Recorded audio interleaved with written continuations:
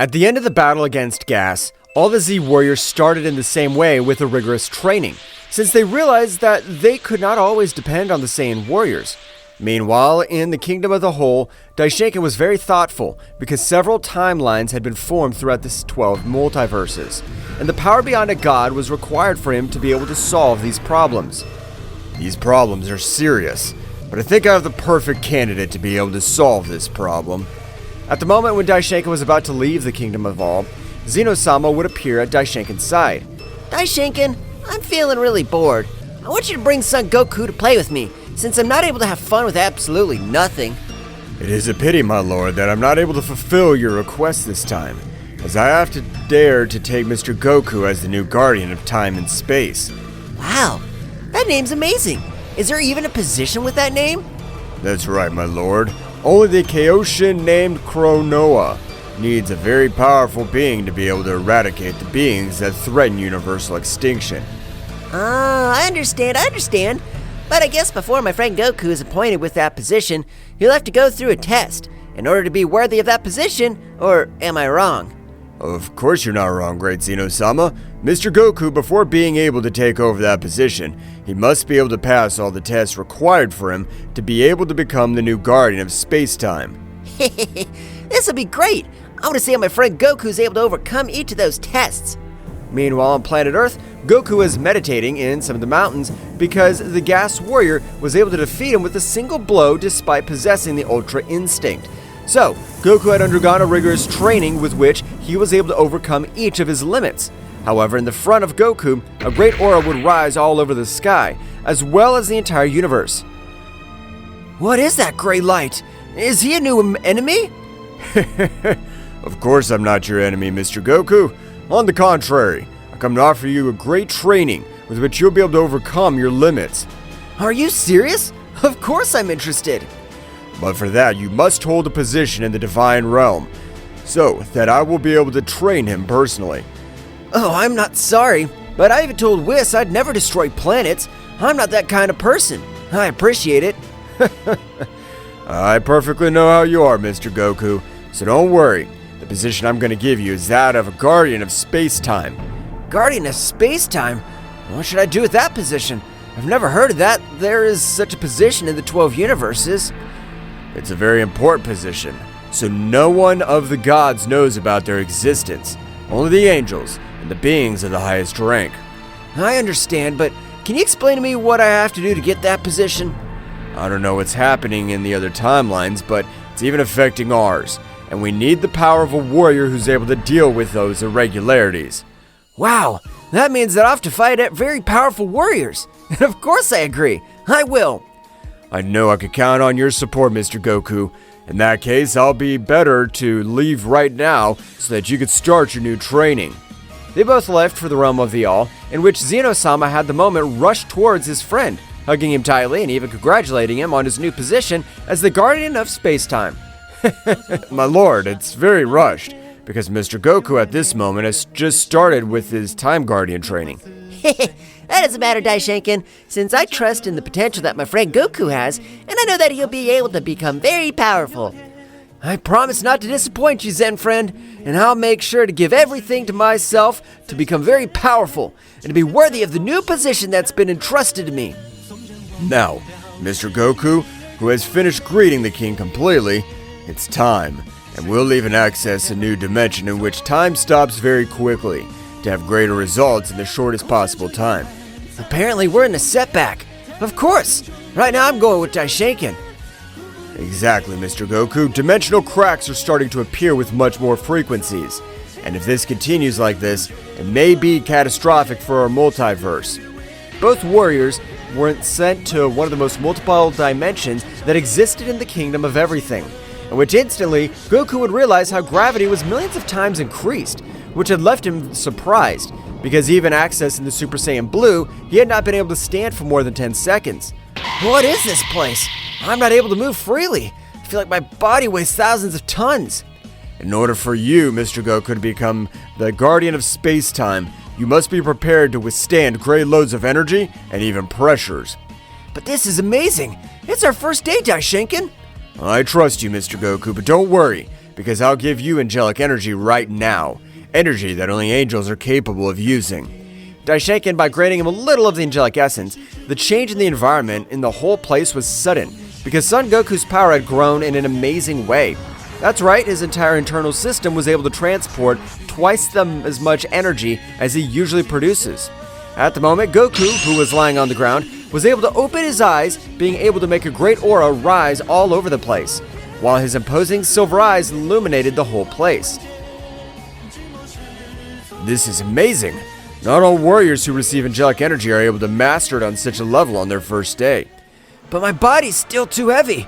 But I am able to move a little more. From this moment, we'll start with the great training, Mr. Goku. I'm ready, Daishinkan. I can't fail in this mission.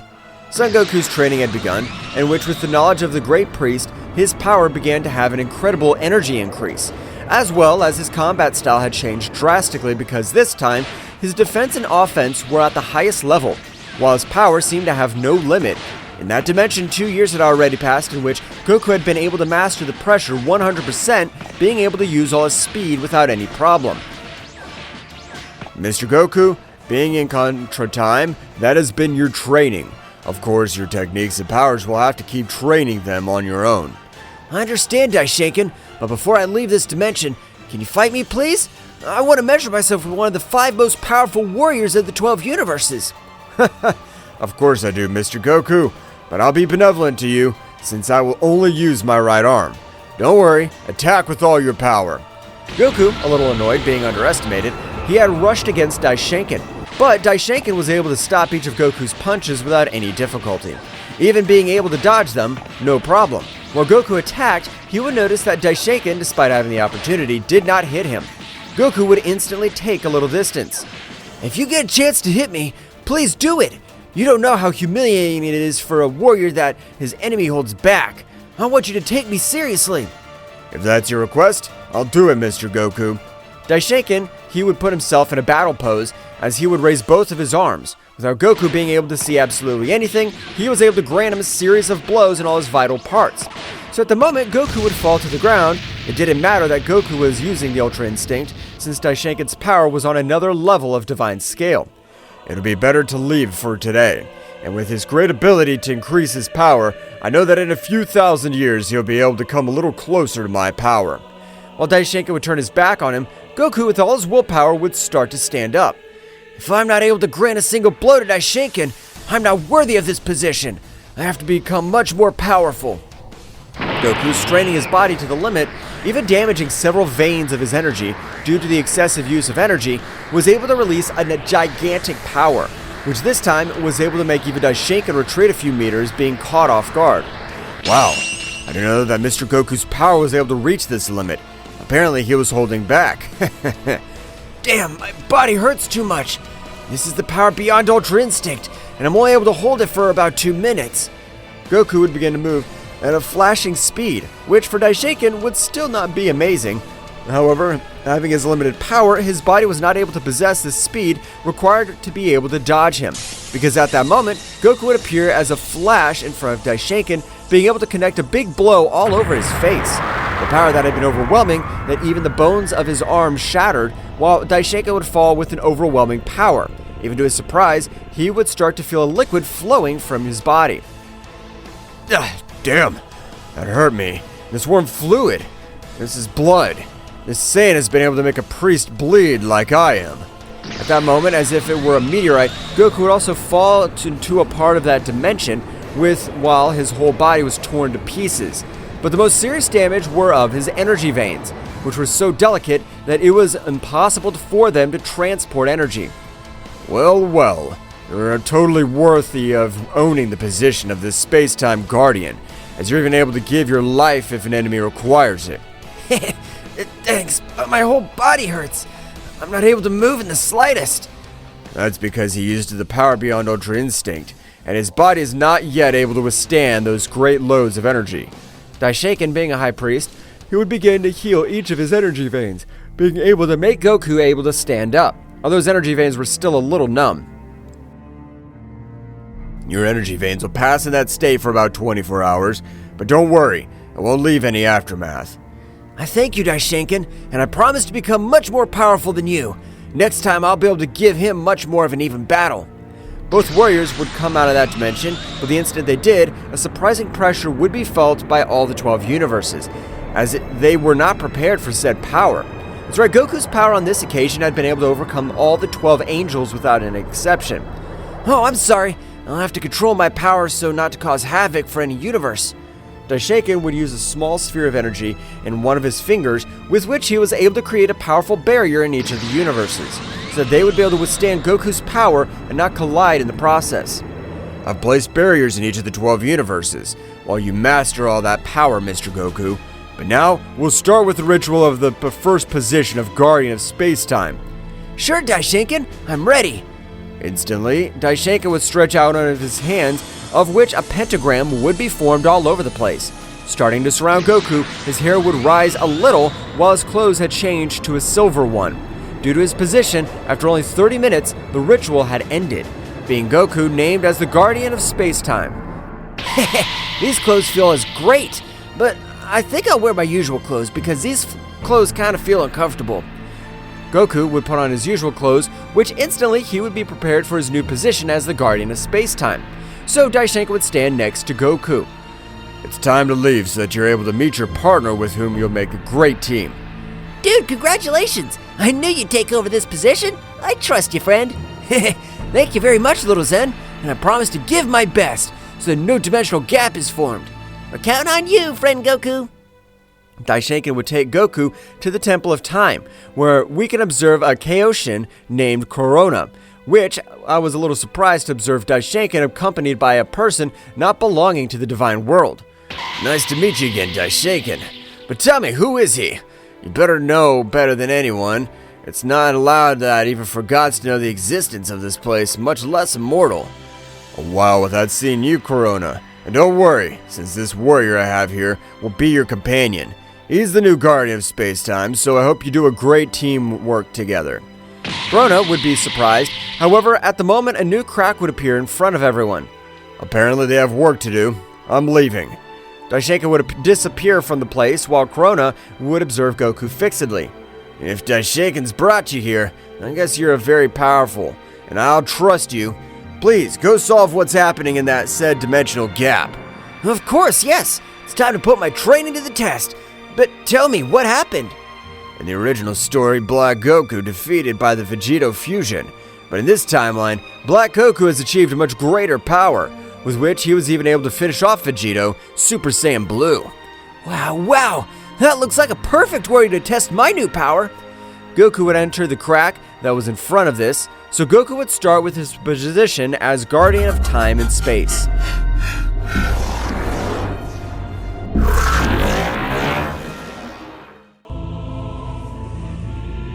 When Goku entered the three-dimensional rift, he was able to reach the planet Earth of Universe 7 from an alternate timeline, in which he was able to observe a completely defeated Vegito at the hands of Black Goku Super Saiyan Rose Phase 3. In said transformation, Black Goku was able to possess a brutal energy increase, being so much that he'd been able to defeat the fusion of both Saiyans. Apparently they were nothing more than simple worms, but it doesn't matter, because when I finish with you, I'll also delete your timeline, so there's absolutely nothing left. Damn, we weren't able to do anything even being merged. This'll be our end. Damn, I'll be defeated by Kakarot's copy of the Dam. Black would instantly throw a great attack against the warriors. However, at the moment, a power of the same way would not lose against the power of Black Goku was able to repel the great attack, being able to cause a big explosion all over the place. However, Goku would create a powerful barrier for Goku and Vegeta of that timeline. At the moment of dissipating the smoke, a Goku could be observed in front of both Saiyans. Everyone present was surprised due to the appearance of a new Goku. What the hell is going on? Is he a new enemy? Who are you? I'm not able to feel your energy, but you have no bad intentions. That's not interesting. Just don't worry, since I'll take care of ending Black Goku's life. It'll be a good workout to stretch the muscles. You are much more arrogant than the Saiyans behind you, but you do think that you have the power required to do something against me? Black, at an incredible speed, had moved to one side of Goku. However, no one around him was able to observe the movement. But a few seconds later, Black could be observed on the ground in terrible conditions. That's right, in microseconds, Goku had been able to grant him hundreds of blows in each of his vital points. I really wouldn't want to end your life, but having the training beyond a god, I know that subjects like you will never change. So this will be your final. No, damn. I've been able to wipe out all the gods in this timeline, and neither you nor anyone else will be able to wipe out my dream of wiping out humanity. Black at the moment would throw thousands of spheres of energy all over the place, which this time caused great destruction all around him, while for Goku, it was absolutely nothing. Goku at the moment would observe Black fixedly, while he approached the same, and his eyes as well as his hair began to turn a silver color. Wow, what is that transformation? My body hurts, but I have interest to know how that guy is the same as me, but he has a gigantic power. Hell, who is he? Even Black in Super Saiyan Phase 3, he defeated Vegeta without much difficulty, and this new Kakarot's able to face him without any problem. At the moment, Goku would be in front of Black, who, despite trying to move, was not able to do absolutely anything, because the simple pressure of Goku was not able to get him to move his joints, so at the moment, Goku would decrease his pressure, allowing Black to be able to move a little. I want you to at least help me stretch my muscles, but if you're not able to even do what that was, I'd be able to end your pathetic life.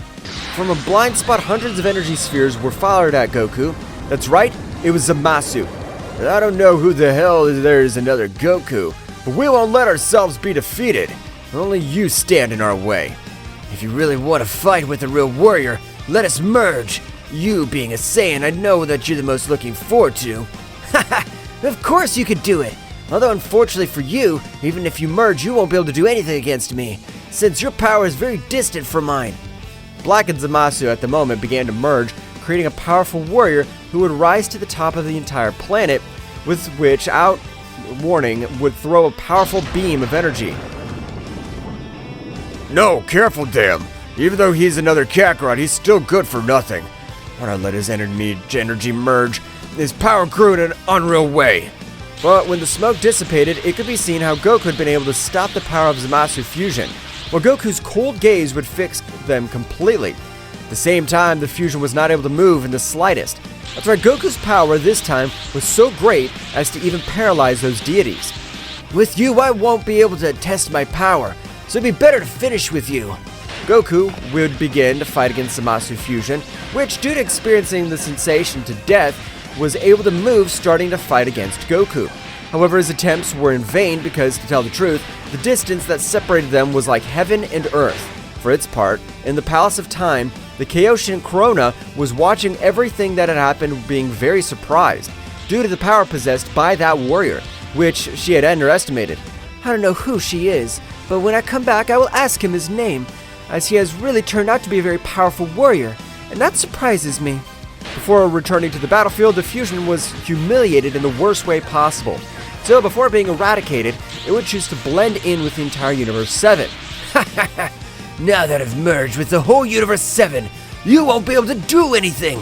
No matter how much your power is, you're a scumbag. From all over the universe, several energy attacks began to fall against all the warriors. However, the barrier that Goku had previously placed was powerful enough to withstand all the attacks. But the warriors inside would be worried. Hell, if the damn Zamasu has merged with the universe, no matter what power that warrior possesses, we won't be able to defeat him. Before the Goku of that timeline says anything, Goku the Guardian of Space-Time would exclaim, Goku, I don't want you to use the little Z button, because I'm capable of killing this damn war myself. What? How do you know I was going to use the button? Instantly, Goku would begin to rise throughout Universe 7, while thousands of attacks were directed towards it. However, a simple aura did not allow Zamasu's attacks to hurt him. So at the moment, Goku would expel much more of his power, with which his aura would grow much more throughout the universe, being able to disintegrate a part of Zamasu's essence. If I'm able to disintegrate your essence completely, no matter what you merge with, I'll be able to end your miserable life. Zamasu, despite being confident, after a few seconds his confidence would turn to despair, realizing how the power of that warrior began to also rise in an incredible way. That's right, Goku had decided to end this once and for all. So at the moment, he was able to disintegrate all the essence of Zamasu. But instantly, Goku disappeared from that timeline to the problem be solved completely. while the warriors of that timeline were surprised by the power that demonstrated that Goku. Wow, I don't know how that version of me possessed so much power, but I hope to be able to fight in the future. Returning to the Temple of Time, Goku would be cordially received by Krona. I'm glad to know your first mission was a success, but may I know what's your name, and how do you possess so much power? Thank you. My name's Son Goku, although I'm also known as Kakarot, and answering your second question, I've always liked to train, although my power exploded with Daishinken's training. Wow, that is amazing. I've never met any mortal who has personally trained with the great priest Daishinken. So for that reason, he himself has granted you this position, since you have the required power. It's not a big deal. I'm just trying to do my best with my new position. So if there's any problems or gaps, just let me know. Sure, no problem. I'll take care of it. So Goku, being about to leave, a big rumble would be felt all over the Temple of Time, just like a crack of a large dark color size would appear all over the center, something that had never happened since the Temple of Time had been created. What's going on, Krona? Is he a new enemy, or is that crack appeared recently the cause? However, an incredible power was released from that crack, while a very injured Trunks would be able to get out of the portal. But when he was in front of the warriors, he would fall out of combat. However, at the moment, a powerful energy claw was approaching Trunks, for which Goku would expel a large part of his energy, being able to repel that claw, although it was costing him too much, having not accessed his most powerful state. Krona, holding on to Trunks and step aside. I won't be able to hold this barrier for long. Krona, with a decent speed, was able to hold Trunks moving away, so at the moment, a big rumble would be caused all over the place. Goku, you better enter the rift, or bring the subject of fight to a part of this multiverse, because if the Temple of Time suffers more damage, a dimensional catastrophe may occur, destroying even all existing timelines. So a large part of his energy, Goku is able to move at a flashing speed, entering the gap, so at the moment, charging a powerful blow, he was able to throw that entity to a planet of his timeline, making the planet suffer great impact, but would not be destroyed despite the power. Wow, what timeline are we on? I can't believe that, even using a large part of my power, I haven't been able to eliminate that planet. However, from all over the planet, an amazing essence would become present, so it would make even Goku's body shudder. This power is gigantic. I can't trust myself because even if I receive one of the blows from that guy, I'm sure it could cause me great damage. The great aura would likewise rise all over the place, transversing everything around him, while the warrior, while rising, created thousands of shatters all around him, spread all over the place, just like the planet itself at this moment could not stand the energy he released. Well, but if you are Kakarot, but apparently you are the Kakarot from another dimension. Since thousands of years ago, I've ended your life in this timeline. Damn, I don't know what timeline we're on, but I can't let you damage another timeline.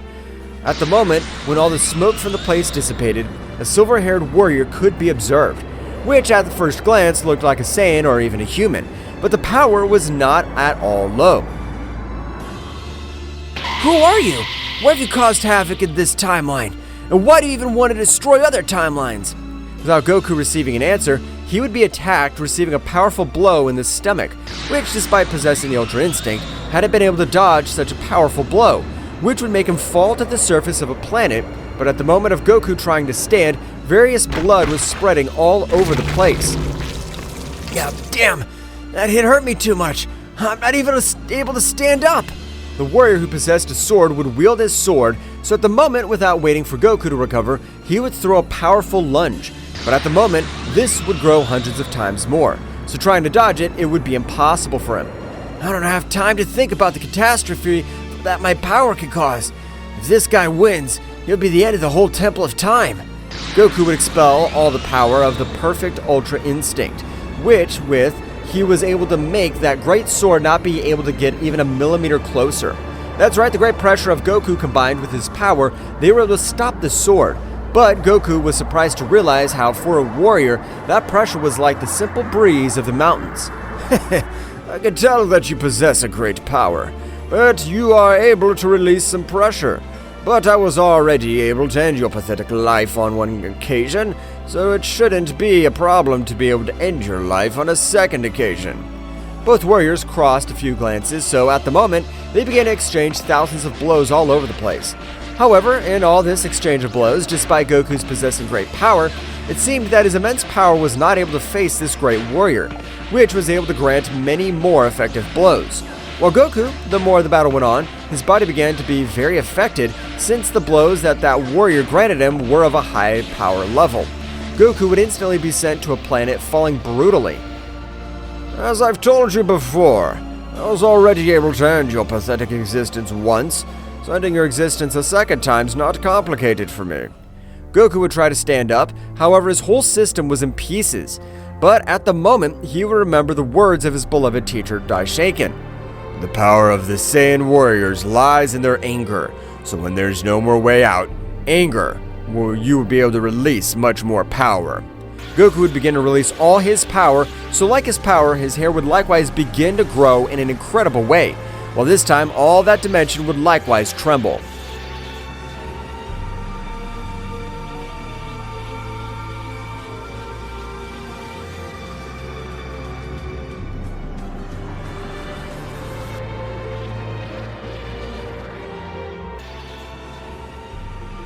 The incredible power of Goku kept releasing in an incredible way. So at the moment, to release all the rest of his energy, he was able to cause a big explosion all over the place, where they were, which would make Genshi, to be sent a few meters back, being a little surprised of the new power of Goku. This is amazing. I didn't think that a Goku from another timeline so powerful. But no matter the power you possess, you won't be able to do anything against me. Genshi would instantly raise all his power, so a red aura would spread throughout the universe where they were, and in the same way would make Goku move a little away, which was approaching at a great speed. So this is the power that my teacher told me about. It's an incredible power, but I don't think I could stand more than 10 minutes with all this power.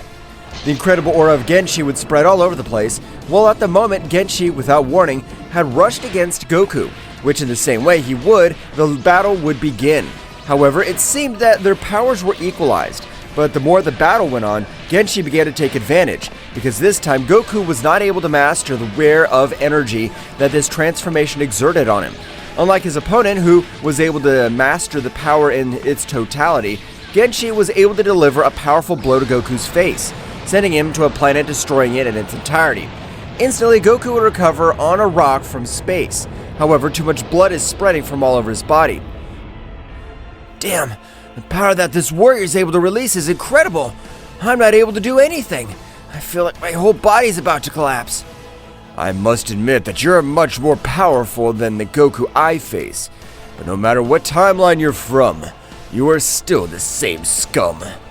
Goku would immediately activate one of his dimensional rings, being able to escape the moment in which Genshi was able to detonate a powerful sphere of energy, destroying the entire universe where they were fighting.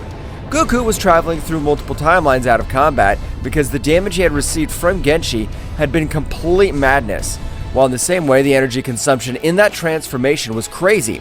At the moment, which of Goku would be sent to the planet of the god Beerus of Universe 7 from a very different timeline, so instantly it would fall with a great power, creating a great rumble all over the planet, which would cause the god Beerus to wake up furious. Who dares interrupt my sleep? Do they not know that I'm the mighty Beerus, the god of destruction? However, at the moment, Beerus would recognize Goku. But if you're Goku, do you come to train with Whis? Next time I want to be more cautious, because otherwise I'll end your life. However, both deities immediately noticed how Goku's body was in terrible condition, and at the moment, Whis was able to notice a divine seal on Goku's clothing. That seal represented this position as the guardian of space-time, so that he didn't have to wear that clothing. Mr. Beerus, apparently this Goku is not the Goku of our timeline, because as I am able to realize, this is Goku, he's the guardian of space-time. Guardian of space-time? Is there such a charge as that? That's right, Mr. Beerus, he is the warrior who possesses the power to require to finish off any being that endangers the realities and dimensions. But apparently he hasn't been able to clinch the victory due to his injuries being serious. Whis. Of course, Mr. Beerus, at this very moment. Whis was the most powerful angel and would try to heal Son Goku. However, was surprised because at the moment of approaching, it would be impossible for him. That's right, Goku's whole body had created an energy barrier, which no being of lower rank would be able to cross. Well, apparently with my power and the resting, I won't be able to go inside to heal Mr. Goku, so I have to raise my power a little. Whis, by raising his power to 50%, would try again, but the result would be the same, which at this moment, his astonishment would be much greater, although in the same way, a chill would run through his entire body. I can't believe the power this Goku possesses, but I have to use 100% of all my power since these wounds won't heal on their own. Whis, at the moment, would create a barrier for Beerus, which left a little confused.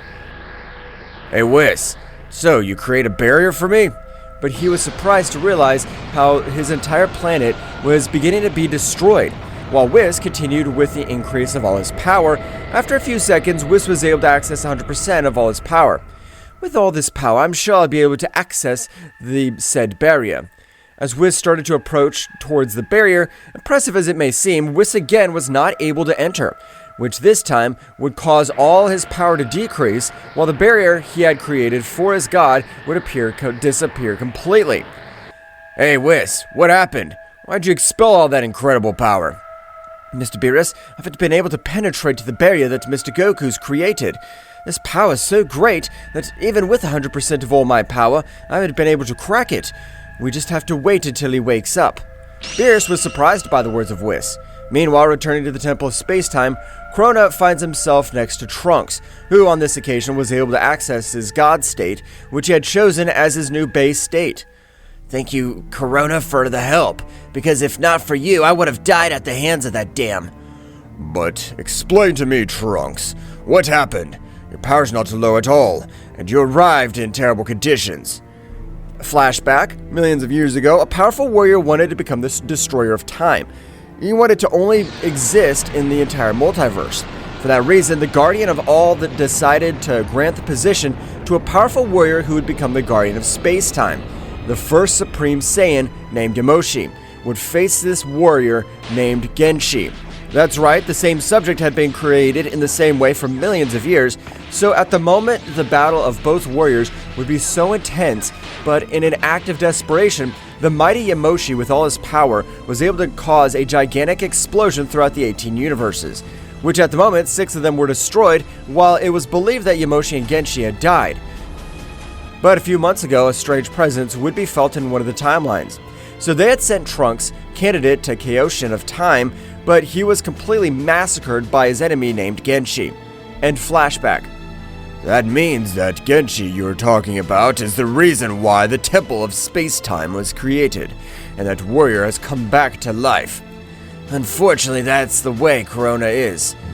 No damn, we should inform Goku because he's not a warrior that is able to face easily. Returning to the planet of Beerus, it had already been about 3 weeks in which, in the same way, the Temple of Time was on the trail of Goku. Meanwhile, being frozen, they weren't able to feel his power in the slightest. But after 6 months, both deities were walking all over their planet. Instantly, a great serious pressure perceived by the deities, so that at a great speed, they headed towards where Goku was.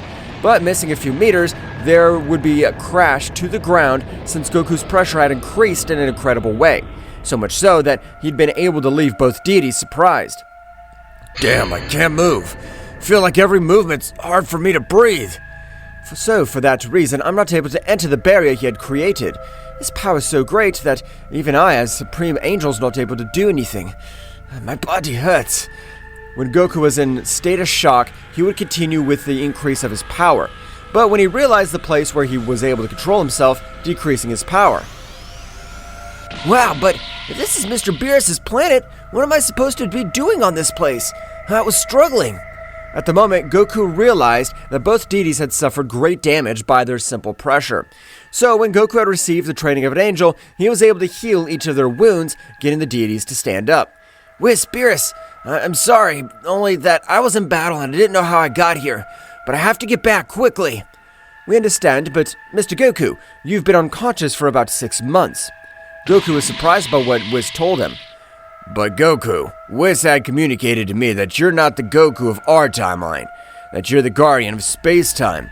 And I have a doubt, how have you been defeated? Your power's gigantic. The warrior that I was facing seemed to have no limit to his power. I even used each of my techniques. I agreed to new transformation, but none of that was enough. In that case, I understand that you should return to the Temple of Space-Time, because if that warrior is still loose through the different timelines, he could cause a great dimensional destruction. You're right, Whis. I appreciate your care, but I have to leave for something much more serious happens. Goku would begin to move between the dimensions, realizing how thousands of dimensions were in absolute shambles, implying that Genshi had passed through each of those dimensions. For his part, in a castle very far from all those dimensions was Genshi. Ha ha ha! Destroying dimensions is entertaining for me. I'll finally be able to realize my dream of becoming the only being of all these dimensions. But as he walked, the power likewise began to decrease slightly. Although it wasn't much, being constant, the power he lost was important to him in a battle. I think I'll have to access my true form, but it's what I wanted the least, since that form reminds me of my defeat against the damn Yamoshi. Genshi, at the moment, would begin to change completely, while his hair grew as his body began to wear a large armor, implying that he's being of the utmost importance. After billions of years, I've returned to my original form. But this time, there is no warrior who's capable of doing something against me. Returning to the Temple of Time, Goku had been able to get to Corona, but at the moment, Daishinkan was still present. Glad to hear that you're feeling well, Goku. I thought you'd been completely defeated by Genshi. So apparently they're already aware of everything that's happened with that damn... Goku, Corona, this is very bad. If it's really about Genshi, the first dimensional destroyer, we need to take hands on the matter fast. But Master, what can we do? I was even able to achieve a new transformation, but I haven't been able to do anything against it. That's why I brought you your most powerful rival. And that the same way his power has risen in an incredible way. Instantly, Vegeta would appear on Daishinkan's side. However, the power this Vegeta possessed was unmatched. There is no time for explanations, but you will merge with the sacred earrings of the Temple of Space-Time. Since being sacred earrings, they have no time limit. I don't like the idea of having to merge to be able to defeat a warrior, but apparently there's no alternative this time. Apparently we have to unite our powers like in the old days. And with the power we possess now, I can't imagine the power Vegeta will get. At the moment, both would wear those earrings, with which they began to unite. While these joined, hundreds of catastrophes were caused by all the 12 universes.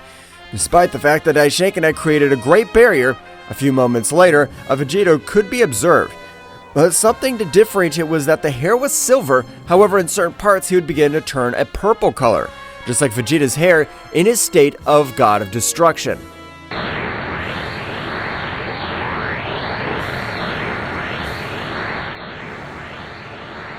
The incredible power of Vegeta would be felt by each of the 12 universes, which would even make all the gods and angels enter into chaos, because they didn't know which warrior all that incredible power belonged to.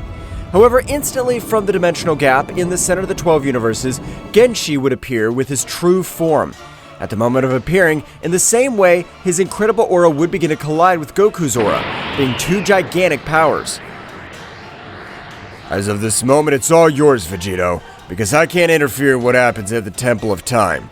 The rules are strict. I got it, Daishinkan. Don't worry, I'll take care of that damn worm myself. Instantly, Vegeta would appear from the Temple of Space-Time, so he would instantly appear in front of Genshi. However, Vegeta was very surprised by the new appearance, but more surprised by what Genshi would exclaim. So, in this timeline, they've decided to call Vegito. But that'll be impossible for them, since so far I've ended the life of 24 Vegetos. None of them have been able to do anything against me, as well as 6 Gogetas. Damn it, this wretch! How many innocent lives he's destroyed! Just because of his fucking arrogance. This I can't forgive him! Vegeta, without a few words, had launched himself against Genshi, which with the first clash of his fists would cause too much destruction for each of the 12 universes. Even thousands of planets were eradicated by the simple exchange of their blows. While these fought, Daishinkan would communicate telepathically with each of the angels. Angels, I want you and your gods to immediately see the palace of the Zeno-sama king, as it'll be the only place that will not be destroyed by this great battle. All the angels, accompanied by their gods, began to head towards the palace of Zeno-sama. However, it was too complicated for them because the pressures of both warriors were not allowed to move freely, of which Daishinkan had noticed teleporting to where they were. At the moment, Daishinkan would expel a large part of all his power, with which it was enough for each angel and his god to be able to withstand the pressure. Go immediately, because by releasing all this pressure, I'm not able to transport myself to the Kingdom of the All. I'll have to use my speed, and being a Supreme Angel, I'm able to withstand this pressure much more. All the angels use their maximum speed to be able to reach the Kingdom of the Whole in the shortest possible time, while Daishinkan, with his great power, was able to withstand that pressure for a few hours, in which the angels had reached their destination. Finally, now if I can leave, Vegito, we trust you. Returning to the battlefield, Vegito in the same way had realized that all the angels and gods had arrived to the Kingdom of the Whole. So at the moment, he would reinforce his blows with much more energy, being able to grant a powerful blow to Genshi, sending him to fly to a planet, destroying it completely. I'm sorry, but I promise that we'll revive you, because if we don't do this, we'll all die. I promise that we'll bring you to life with the Super Dragon Balls. Vegito, at the moment, without holding back in the slightest, would begin to put a beating on Genshi. Or it would seem, because from one moment to another, Genshi would wield his great sword, being able to cut off a leg of Vegito. A chilling scream would be heard all over the place, which had left the beings of the Kingdom of the All, as well as the Temple of Time, terrified. This is bad. Apparently Genshi was hiding a lot more power anyway. If this keeps up, Vegito won't be able to do anything against that warrior. Vegito, possessing the power beyond a god as well as an angel, was able to regrow his leg, but the pain generated was otherworldly. Damn, I'm the fusion of the most powerful Saiyans in this whole universe. This can't be happening to me. What happened? Did you think that you were the only one hiding your power? Don't make me laugh. Let me tell you, I'm just warming up, so get ready. Genshi would start increasing his speed in an incredible way, with which he was able to start slaughtering Vegito. This time, instantly, he would hold him by the head, making him crash into a planet. The destruction was devastating. While blood was spreading all over the planet where they were, Genshi, with a powerful kick, would send him to another planet, being dragged by a few mountains. No, no, no! This can't be happening to me! I won't be one more on your list! I'm the guardian of space-time! If possible, I'll sacrifice myself! Vegito threw himself against that warrior at his maximum speed. At the moment, again began to exchange thousands of blows. However, Genshi, in each exchange of blows, was capable of causing great damage. At the moment, Vegito would fall to the Super, returning to the state of the Super Saiyan Blue. His power had decreased in an incomparable way. It's time for you to join my list. You and all this multiverse. Because of your information, not even a king at all is capable of facing me. Die, damn worm. At the moment of an energy arrow being able to collide with Vegito, as if it were a miracle, the fusion would end. Not possessing the minimum power that was required to maintain the fusion, being able to save themselves by the energy arrow passing through the middle of both. Ha ha ha! How lucky you have been, you damn worms. Well, that only makes it more fun. Right now, I plan to finish with each of you. Genshi would move with great speed towards Vegeta, who would begin to grant him thousands of blows, while Goku was on the ground on the verge of death, not being able to do anything. Damn, damn, damn! Why am I so weak? Even in front of me, they're humiliating my good friend and rival. I'm not able to do absolutely anything. Meanwhile, Goku would absolutely remember his whole life, how he arrived on planet Earth until when he was worthy of the post of Time Guardian. So Goku, with all his energies, would start to stand up. I plan to even use the forbidden power of the Super Dragon Balls to be able to finish off this bastard. Goku teleported off the battlefield, while Genshi kept humiliating Vegeta. Ha ha ha! Maybe that's your partner. He has abandoned you as if you were just another piece of garbage. Although it is true what he said. Every warrior will choose himself above all when his life is in danger. Goku would arrive with the 4-star Super Dragon Balls, so at the moment, he would begin to enter the sphere, the power of the incredible god Zarma. He would begin to travel through every vein of energy. But the sphere being cracked in the same way, an incredible dark power would begin to access Goku's body. So at the moment, Goku would be observed in absolute darkness, while he was corrupted by the absolute evil of the 4-star sphere. Before you're able to control me completely, I ask you to please save Vegeta and finish that damn Genshi. You have chosen the path of the 4-star sphere. the path that leads to an incalculable power, the path beyond a demon god. But I will grant your request." Goku at the moment would be completely corrupted, while the sphere would be depicted on his forehead. Just like all his power would begin to grow in an incredible way. The power that Goku was releasing was complete madness, but no divine being was able to perceive the energy of a demon god. This power is amazing! No matter who my enemy is, I won't lose, because the power of a demon god, the corrupt power of the 4-star Super Dragon Ball runs through my body. Returning to the battlefield, Genshi would start approaching Vegeta, who was about to lose consciousness. He was no longer able to do anything to try to defend himself. "It's time to end your life. But don't worry, I promise to find that bastard who abandoned you and send him to hell with you." Genshi would lower his incredible sword, which was even capable of destroying universes. So ending the life of a warrior who was on the verge of death would be simple, but an incredible dark aura was present all over the place. Just like a great beast would be formed all over the universe, Genshi was surprised when his great sword was floating in the universe, as if there was no gravity at all. "Understand that there's no gravity in outer space, but I've injected a great energy into it so that I'm able to move." At the moment, the sword would be destroyed into thousands of pieces, while the entire environment around it would completely change, just as a dark silhouette would begin to approach the Prince of the Saiyans. "I'm sorry for keeping you waiting, but I won't let you die. This has been my last wish." Vegeta would recover completely, but before being able to say anything, he would be teleported by Goku to the Divine Kingdom. At the moment, Goku's energy would become much more chaotic, which this time would even make Genshi, the supposed most powerful warrior of all existing, panic. "What is this feeling? Is it fear? That can't be, because I'm the most powerful warrior in all existence. I can't be shaking with a warrior who doesn't even exude energy."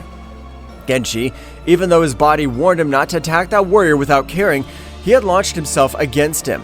At the moment the Genshi was able to connect a kick, his leg would be torn off in a single movement by Goku. A chilling scream could be heard all over the place. However, for Genshi to keep quiet, Goku sadistically would point an energy sphere into Genshi's mouth, which would be able to pulverize his tongue. Genshi would fall to the planet where large amounts of blood was coming out of his mouth. Genshi, likewise, being a superior warrior, was able to heal himself, but the pain was incredible. "What the hell? How's he been able to cause me so much damage with a few moves? This must be crazy." Goku would start walking towards where Genshi was, but from one moment to the next, he was giving him a beating, from which Genshi wasn't able to do anything to defend himself. That's right, on this occasion, Genshi was not able to see where they were hitting him, falling back to the ground. "I don't know who the hell you got all this power from, but I'm not going to end your damn life right now, you good-for-nothing. I warned you that I had a lot more hidden power." Genshi would immediately expel all the power he was hiding, but unlike Goku's power, he wasn't able to generate any anomalies in the universe. "I hope that you're ready, damn worm. If at this moment, so pray for your life. I'll not forgive you, miserable worm. I'll make you suffer in the most agonizing way." But before Genshi continues talking, Goku, with a sneaky punch to his stomach, was able to send him to a planet in which he had caused incredible damage. That's right, it didn't matter that he used all his power, because this time, the power that Genshi used did not compare in the slightest with the power of the 4-star sphere. Goku would begin to approach Genshi, while everything around him seemed to collapse. Even the dimension itself was wobbling due to so much energy. For his part, in the realm of Daishinkan was very worried about the state that Son Goku had been able to reach. "Daishinkan, what is that state? Kakarot's much more aggressive. Even his power seems to have no limit. This is bad, because if Mr. Goku's able to defeat Genshi, the new enemy we will have is Mr. Goku himself, since the power he's using will corrupt him completely." But Father, that will be the annihilation of everything we know, because if Mr. Goku's able to finish with Genshi, he'll be able to finish with all of us if we're simple worms. "I know, Whis, since that power even surpasses the great Zeno-sama, but it doesn't matter that the king completely accessed his combat form. The power that Son Goku is releasing is able to crush him with just one of his hands. In that case, we'll have to find if an alternative is able to release all the negative energy that's invading the body of the Kakarot insect. It's easy to say, but it'll be very complex to realize it, since the power he is using knows no limits. Really, in this situation, I don't know what I can do. Returning to the battlefield, Goku, instead of ending Genshi's life, would begin to humiliate him in the worst way. In the most humiliating way possible, so after a few minutes, Genshi's battle spirit had completely disappeared, because in all his existence, he had never been humiliated in such a way. Wow, did you get tired of playing? Move! Do something! I want to keep playing with you! God damn it. My divine soul hurts too much. Even more than my own body. This blows off the fuckers so powerful that they're even capable of hurting my soul. Genshi would be taken out of his thoughts when a sphere of energy had made him fly to a planet in which he had caused a great disaster. And at the moment, hundreds of more explosions would trap Genshi, who was not able to do anything to defend himself. Apparently you've grown tired of my boxing toy. So in that case, I'm planning to rip off each of your limbs. When you can't stand the pain anymore, I'll finish with you. Goku would start ripping off his legs, which would make Genshi's screams heard even up to the divine realm, while Goku's negative aura would continue to grow.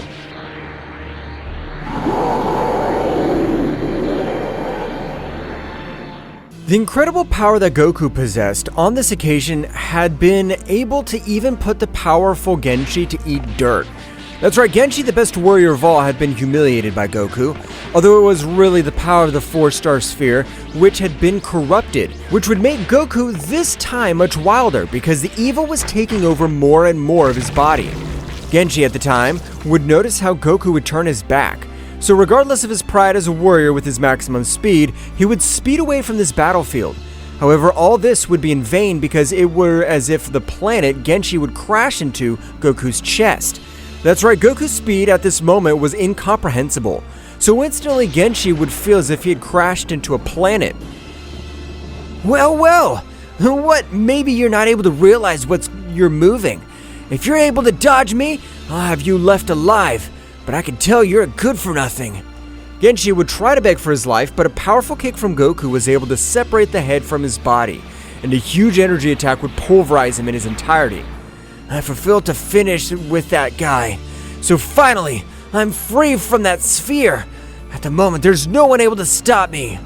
Goku at that evil transformation would begin to destroy thousands of planets for each of the 12 universes. Even the barriers that the great priest along with King of all Zeno-sama had placed were useless because at the moment each barrier began to crack. That's right, no divine power was able to face the new Goku, which had been corrupted by the absolute evil. No, I can't believe it! That at this moment the warrior we must defeat's Goku! No one has the power to face him. No, he's my disciple, so only I have the power required to be able to defeat him.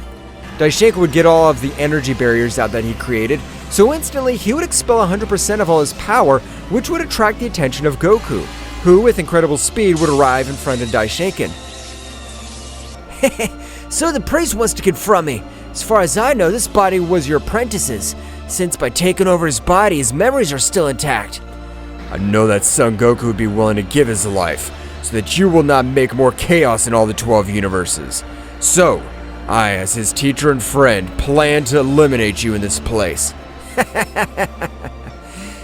Don't make me laugh. They weren't even able to beat that weak guy, much less they'll be able to do something against me. There are some insects. But Daishinka would disappear from that place, appearing in front of Goku, granting him a big punch in the stomach. The power had been overwhelming because he even destroyed a planet. Don't get confused. I never said that I didn't have the necessary power to end Genshi, only that I didn't interfere in the timelines. But you belong in my timeline, so I can tear you apart without the divine laws punishing me. Goku would begin to recover from the blow he had received from Daishinkan, which, at the moment of a smile, would release much more power, which made the great priest retreat a little. Goku, with a maniacal laugh, would throw himself against Daishinkan. At the moment, both began to have an incredible battle for each of the 12 universes. Their battle was devastating because the power in each of his fists was capable of even destroying planets, galaxies, and universes. Goku, while the battle was being coupled with the speed of Daishinkan, the one who had realized the same thing, Daishinkan was able to connect a headbutt, making him fall to the few bead mountains. That guy has the same abilities. Mr. Goku was able to dock him. If I'll let him dock completely, I'll be lost. The warrior would begin to rise that big crater, but at the moment of looking up, he was surprised to realize how an incredible attack was beginning to approach. That's right, such an attack contained an exaggerated amount of energy, which on this occasion was capable of finishing even with the king at all. But the most terrifying thing was that in its energy core, it contained hundreds of micronuclei, which would explode consecutively. That's right, instantly a big explosion would form, but inside, hundreds of more explosions were capable of pulverizing any warrior, no matter how tough he is. The power was amazing. I had to use my most powerful technique, but I was able to end the life of that miserable. As Daishinkan started to approach towards the barriers, a large silver-colored light would grow all over the place. That's right, instead of his power becoming much smaller, he had increased in a supernatural way. I adore this body. It's amazing. It's capable of making me more and more powerful. Apparently with this body, I won't have any limits. Although I must admit that you are about to end my life, you priest. Daishinkan's gaze would not change to an expression of terror, because it was his most powerful technique, but he wasn't able to recover from the amazing one because at that moment, Goku was able to connect an incredible blow to his face. Said blow was powerful enough to cause great devastation for the entire planet in which he had fallen. Well, I never thought that this would be the final result. Apparently the disciple will be able to finish his master. What a tragic outcome. No, I can't believe what's happening. This must be impossible. It's unreal. And I, the priest, lose against this warrior. Goku would try to kick him when he was very close, but to his surprise, Daishinkan was able to move to the side, taking a little distance. However, Goku, without giving him time, had thrown himself against him, who began to exchange thousands of blows. But this time, his blows caused much greater devastation. This is amazing. We won't be able to do anything since that guy is so relaxed. I know that expression of Kakarot's insect, and that guy still hasn't used all the power that's capable of releasing Kakarot's body. No, you're lying, Vegeta.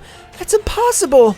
We know what he's able to absorb the negative energy of the Super Dragon Balls, but it's impossible that he has much more power. It's actually possible. Apparently that Saiyan knows this warrior very well. But he's right. This is only 64% of the maximum capacity of this body. What did he say? This will be my end. I won't be able to do anything against him. His power seems to have no limit. Well. Apparently you started to feel the real terror. That's the expression I wanted to see so much. As your expression changes from hope to despair. Goku would begin to approach while his whole body began to fill with flames. As his power began to increase much more, Daishinkan at this moment would begin to feel the authentic terror going through every part of his entire body. Because the power that Goku began to release was able to even cut off Daishinkan's breath. What a laugh this whole situation gives me. You came to face me believing you're the strongest.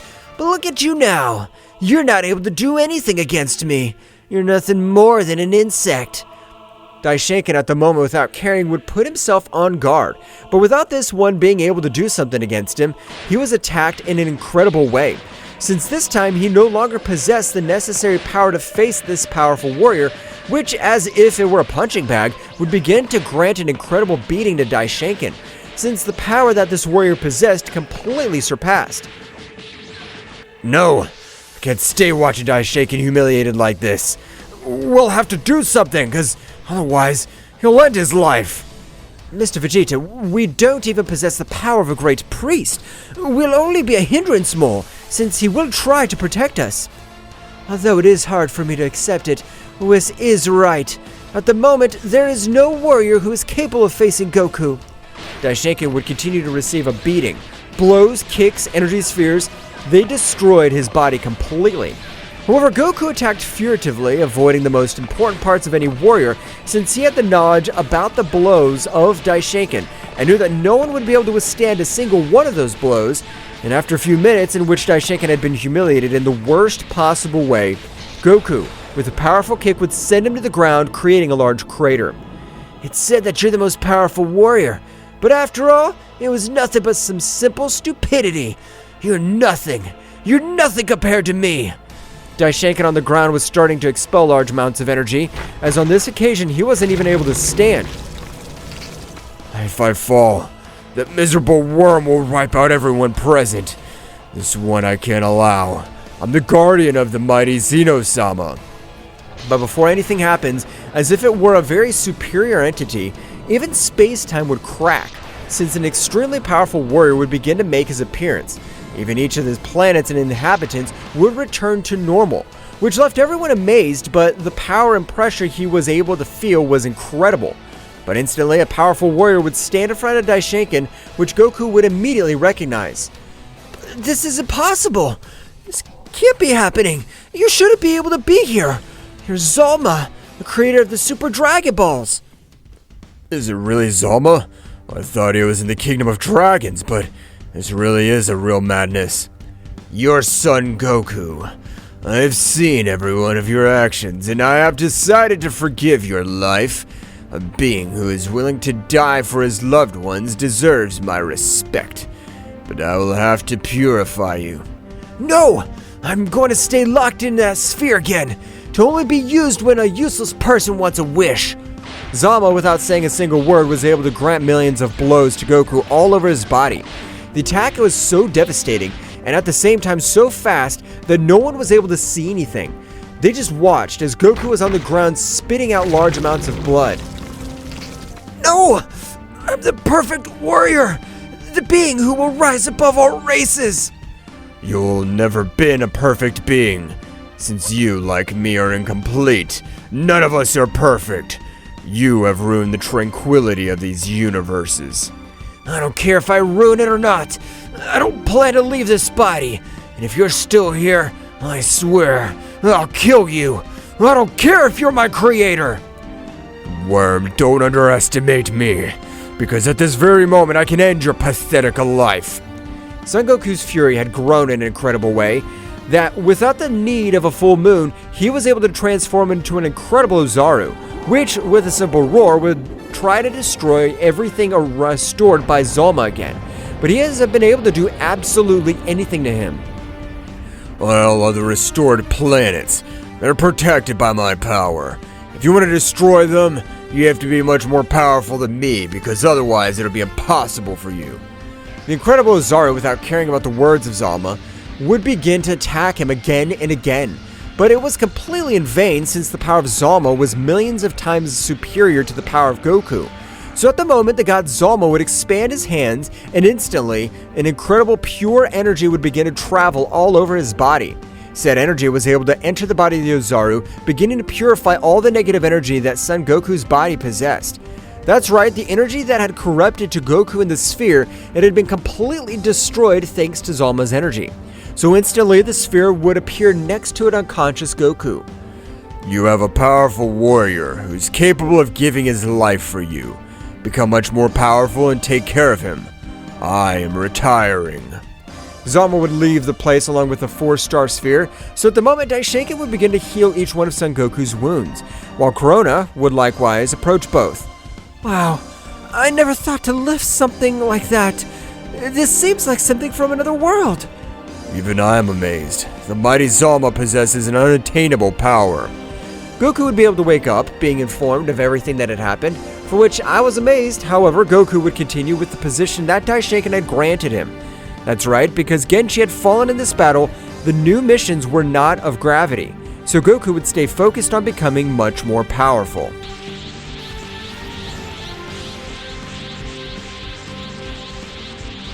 $70 million years ago, there was an unimaginable void without any life, when suddenly emerged a being which didn't know it was himself where he was. What's going on? What am I? I can't see anything. What is this immense void? What he didn't know was, until that moment, was that he was an omnipotent being who was going to create everything known as the universe. He would even create a whole multiverse full of different types of life in order to find at some point an individual who could match or surpass the strength of his son called Zeno-sama. In Zeno-sama's palace, 30 million years after the birth of Zeno-sama's father, he introduces himself to his son. Zeno-sama, my son. You've grown strong and apparently you've become very powerful over the centuries. Father, I've always felt that my existence has no purpose. I often get bored. Why did you bring me to life to be bored? 70 million years ago, there was a void from which I was created. As I grew, I developed powers and immeasurable strength. As a result of that, a need was born in me to find a being who could match or surpass your strength, to even equal my own greatness. That's why I created planets, galaxies, universes, and living beings of various species.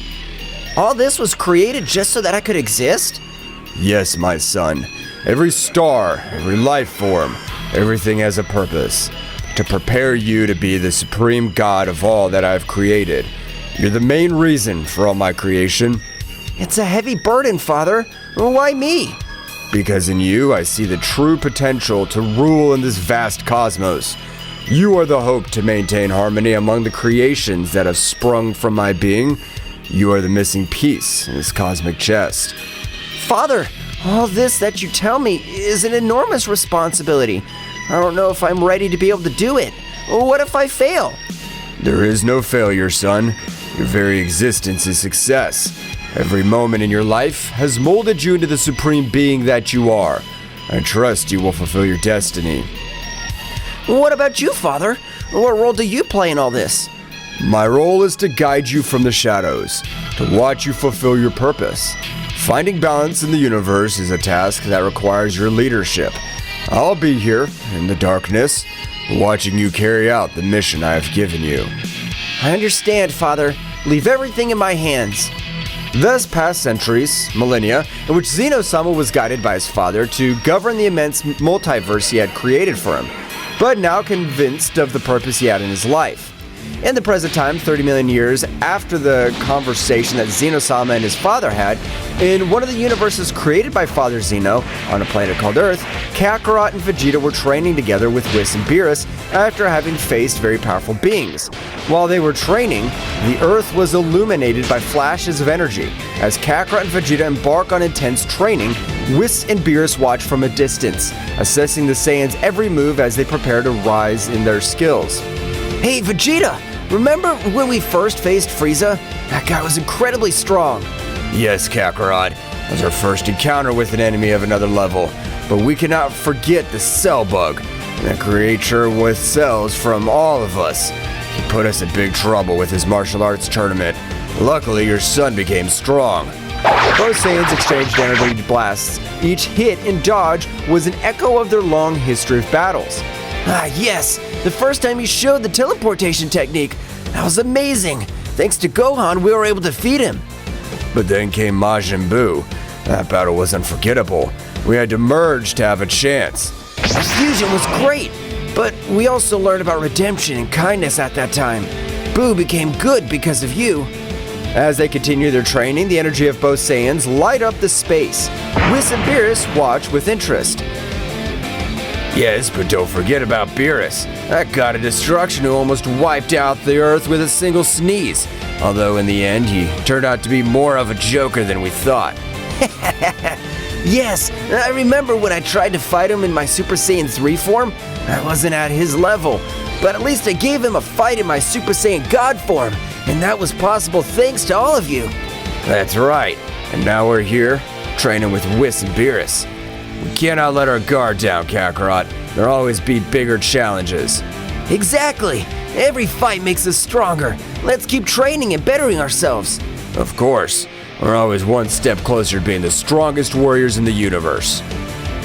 The training continues as Kakarot and Vegeta, under the tutelage of Whis and Beerus, strive to reach new levels of power in order to defend the Earth from new and more powerful enemies that may appear with the desire to destroy the planet that welcomed them. While Kakarot and Vegeta were training to overcome their limits, Whis and Beerus encouraged them to keep improving. Very good, Saiyans. Keep it up.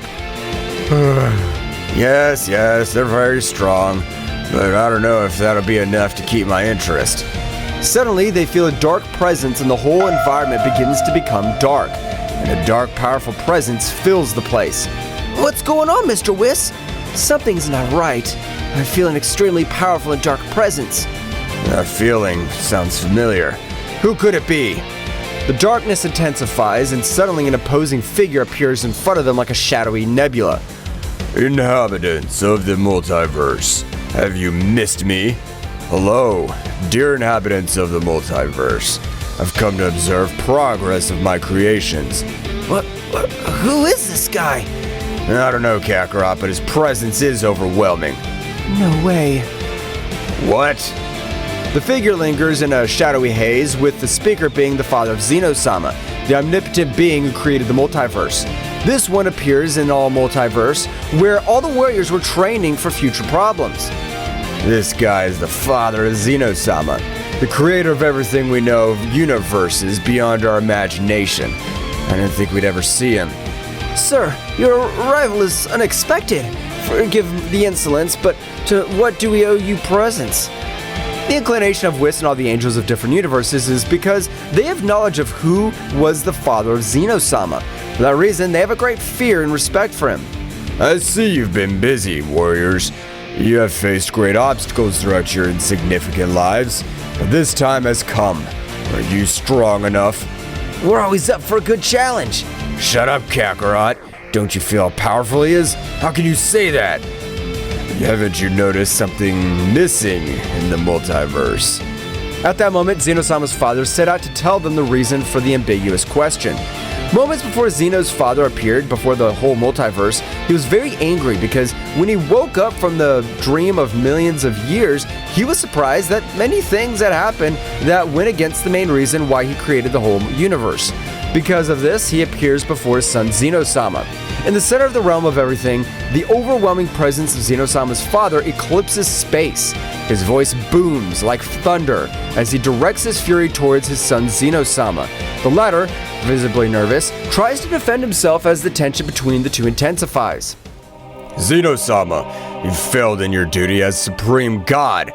All the warriors of the multiverse have overstepped their bounds and now dare to call themselves gods. Gods? This is unacceptable!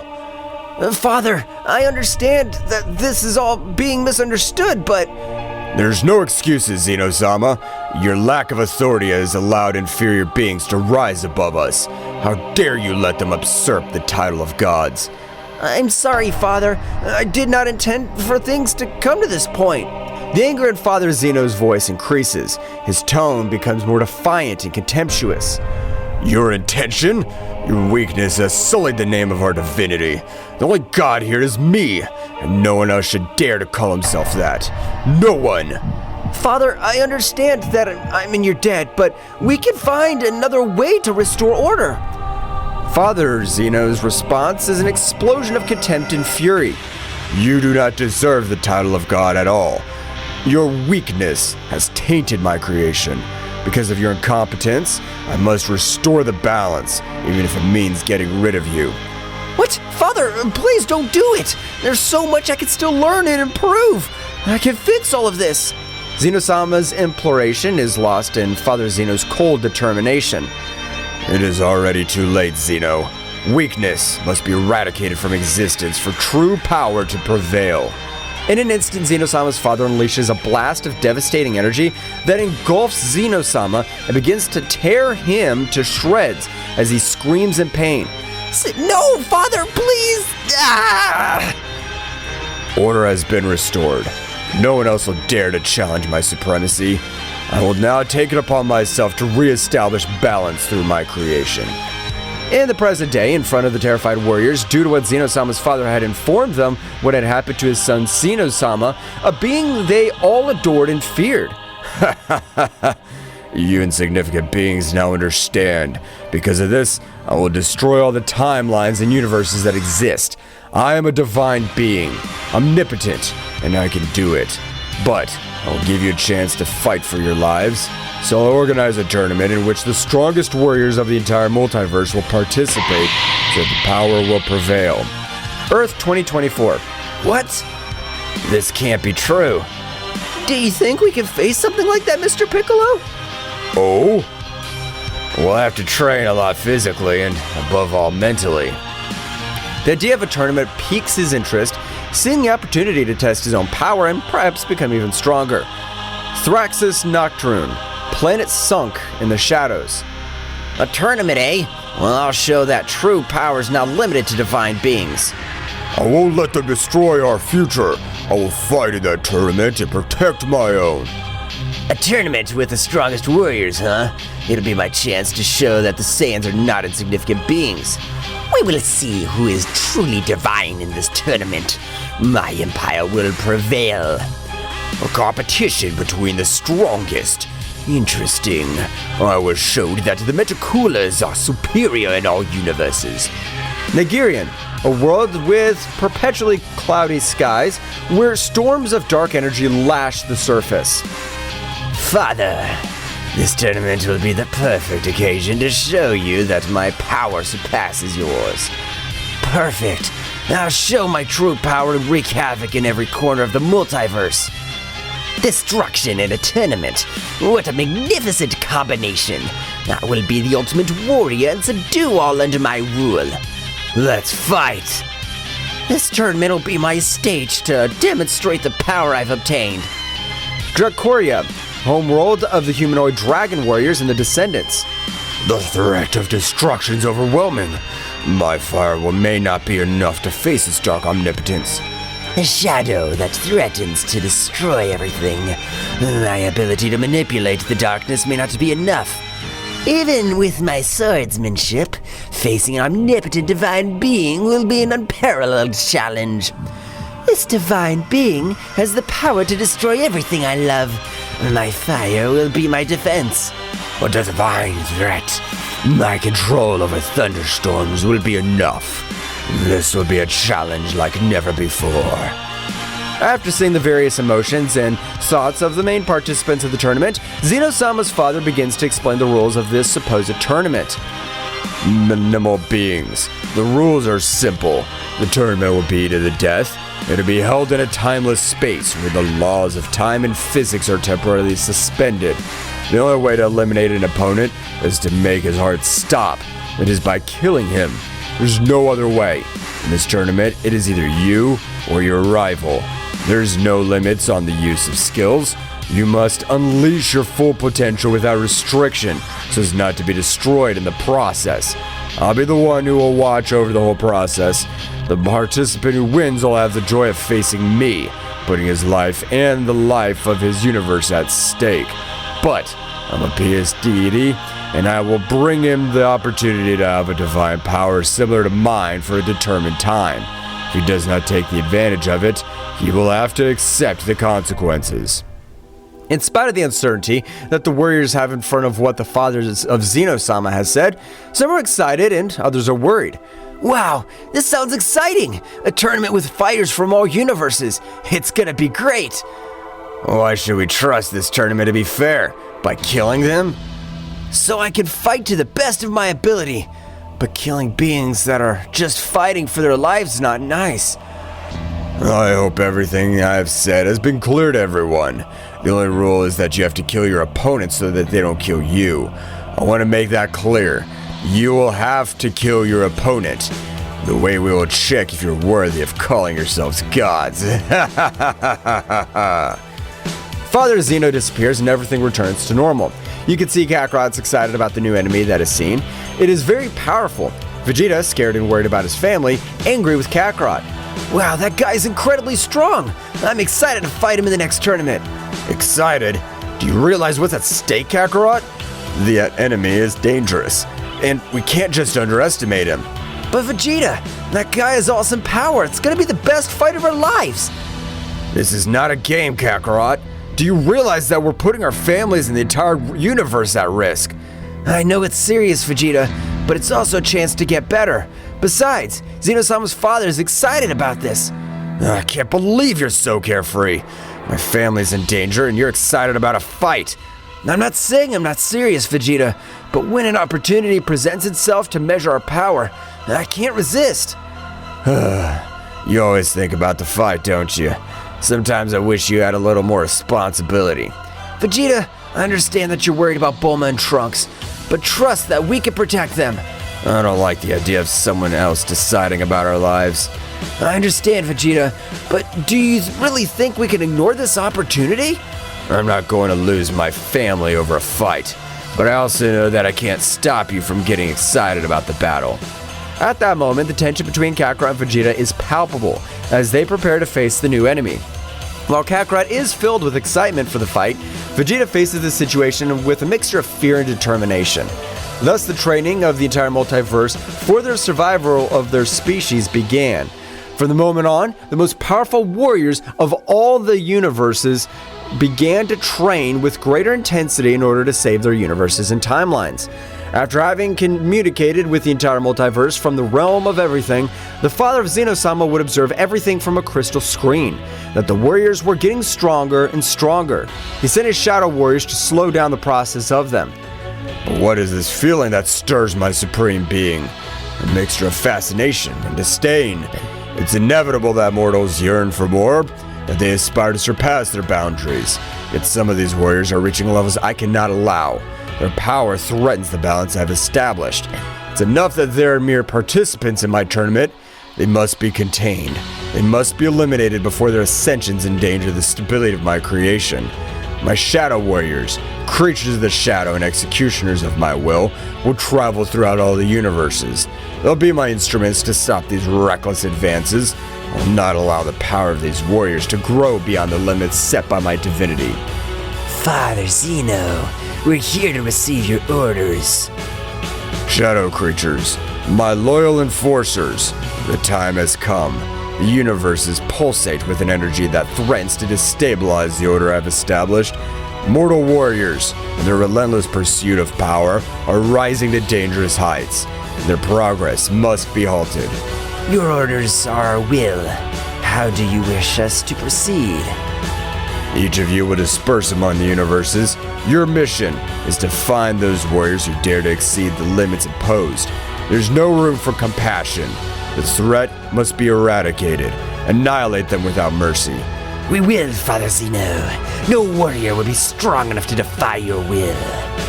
The shadow creatures set off to every universe and timeline to destroy every warrior who would participate. Along the way, they encountered weak warriors who they destroyed with these strong and very powerful ones. It was dusk when suddenly the Earth's atmosphere trembled with an unnatural darkness. In the blink of an eye, shadow creatures emerged from the interdimensional shadows, ethereal and menacing beings that would challenge even the strength of the mightiest warriors.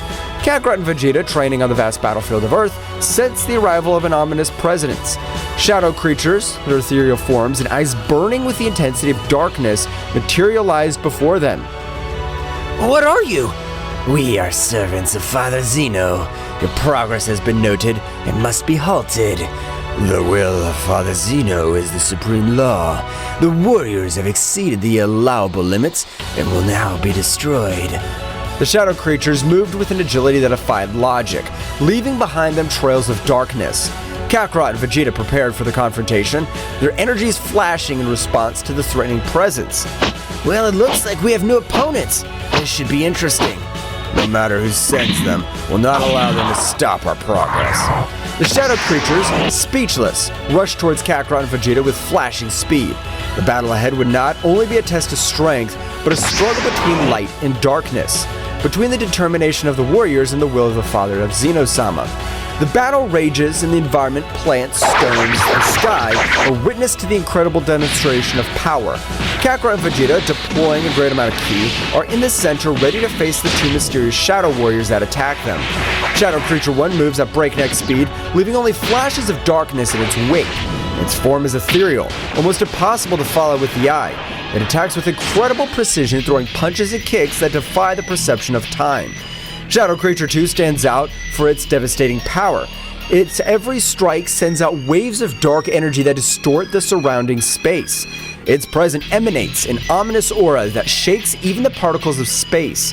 The fight begins with Kakarot and Vegeta charging forward, but the shadow creatures respond with astonishing agility, dodging every blow and counterattacking with almost invisible movements.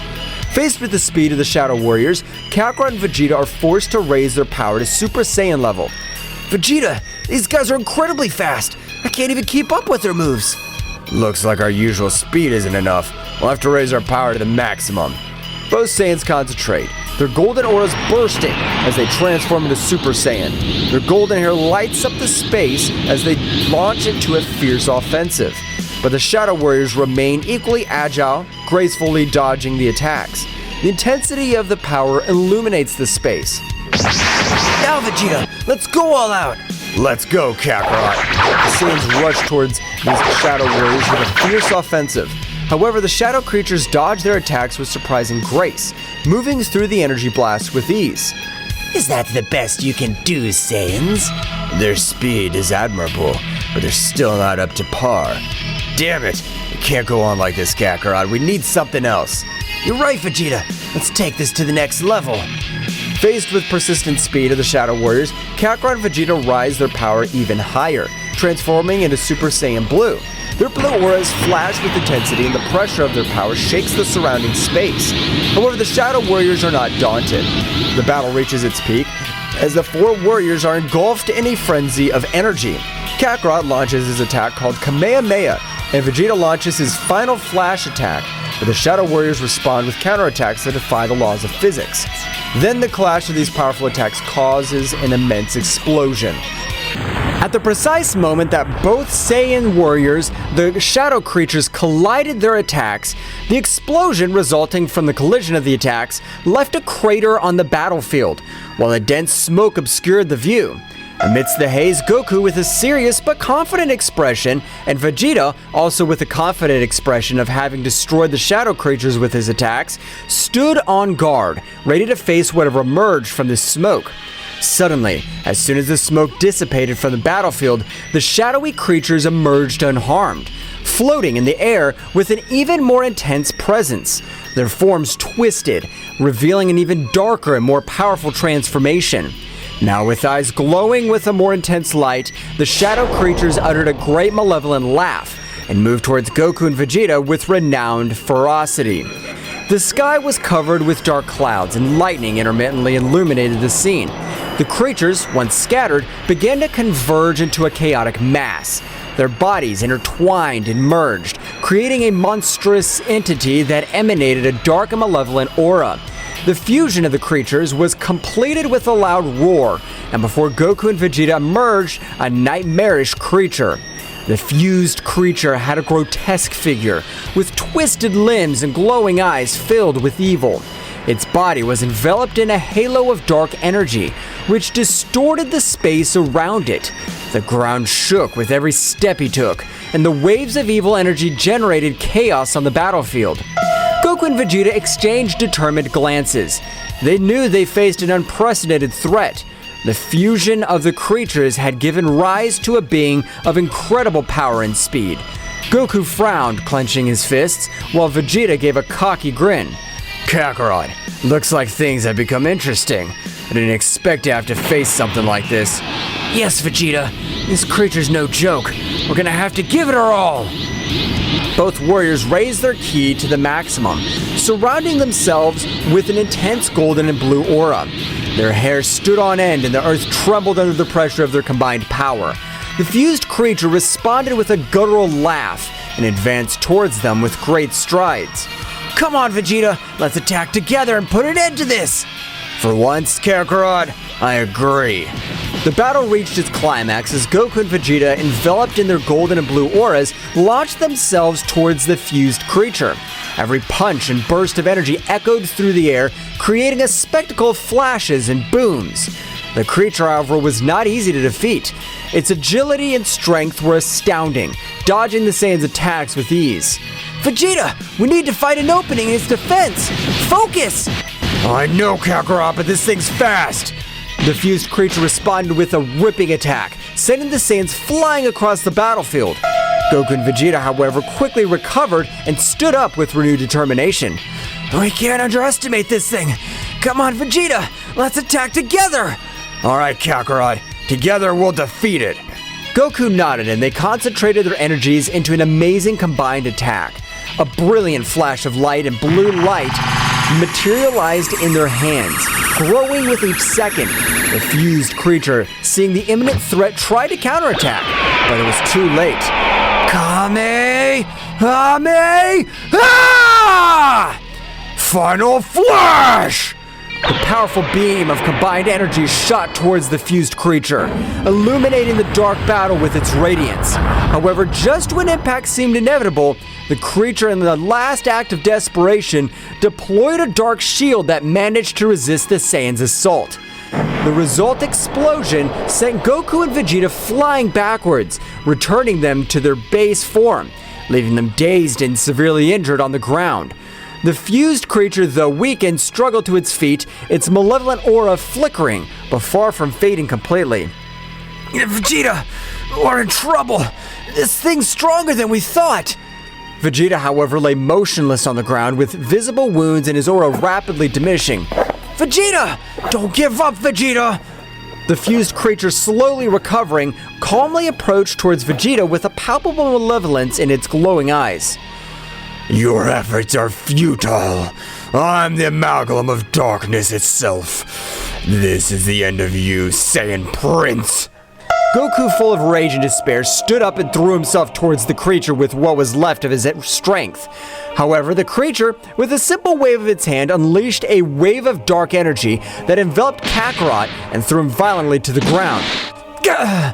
Vegeta, we need a plan. The fused creature approached Vegeta, lifting him off the ground with one hand. The Saiyan Prince, barely conscious, opened his eyes to meet the cold, merciless gaze of his energy. Kakarot, do whatever it takes.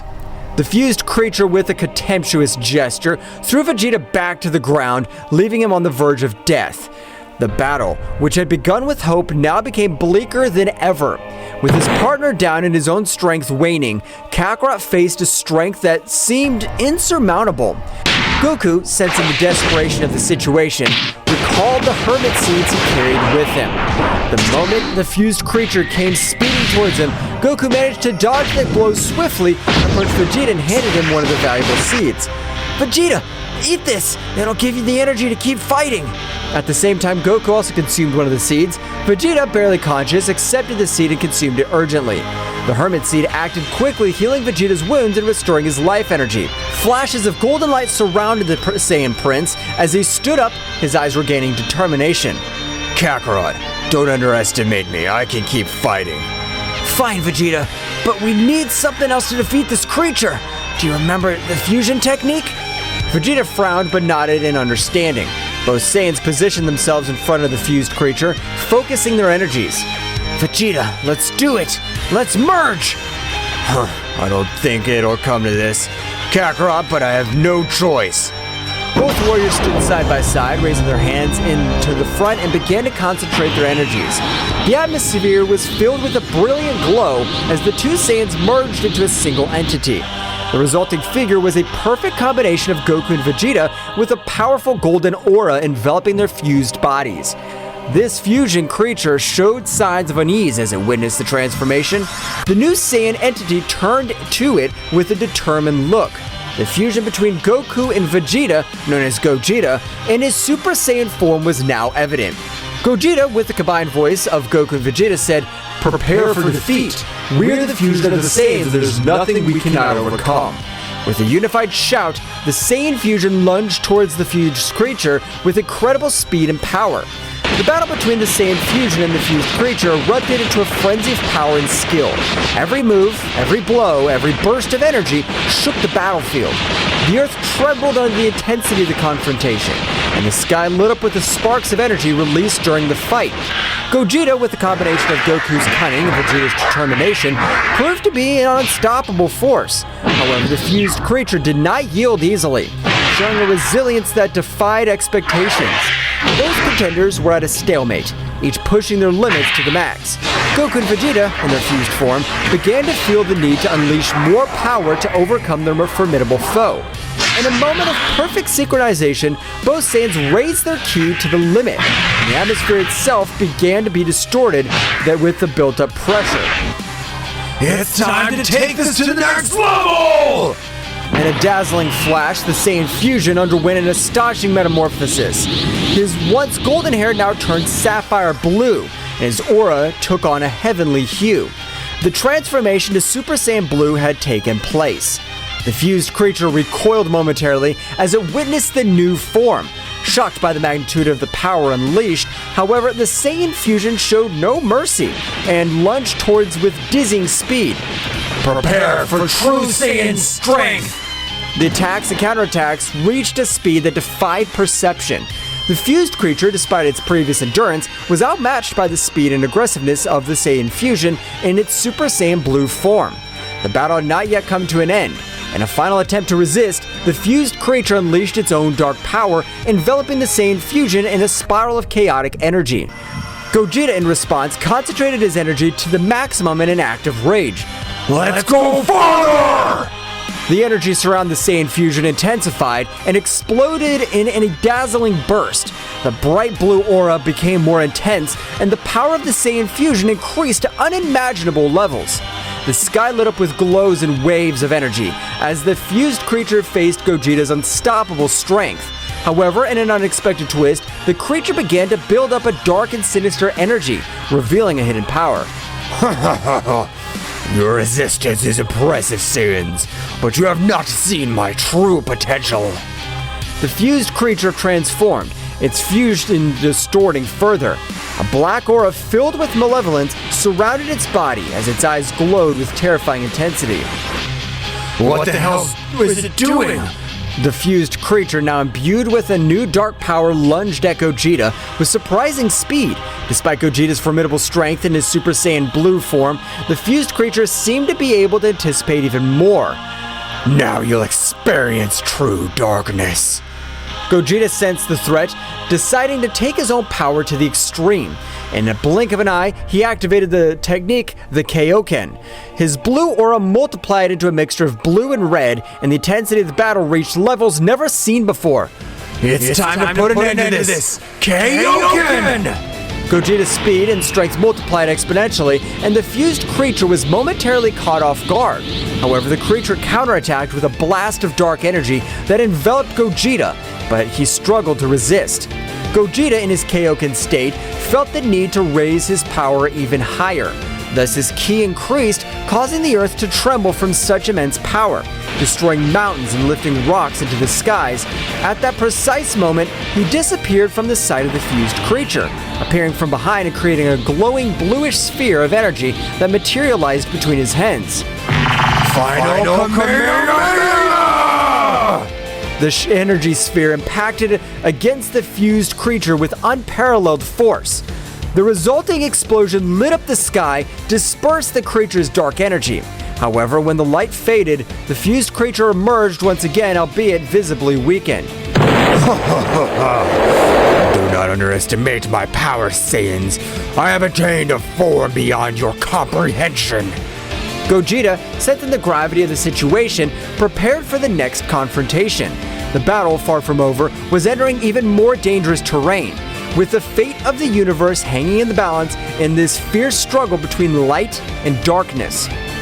The battlefield was plunged into utter chaos, with destructive shockwaves reverberating throughout space.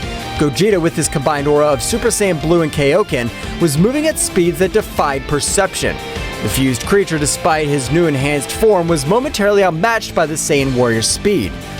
Darkness cannot defeat light. It's time to seal your fate. Though weakened, the fused creature did not give up. With impressive speed, it lunged towards Gogeta, unleashing a series of dark attacks that even defied the Kaioken's speed. Your light is but a fleeting glimmer.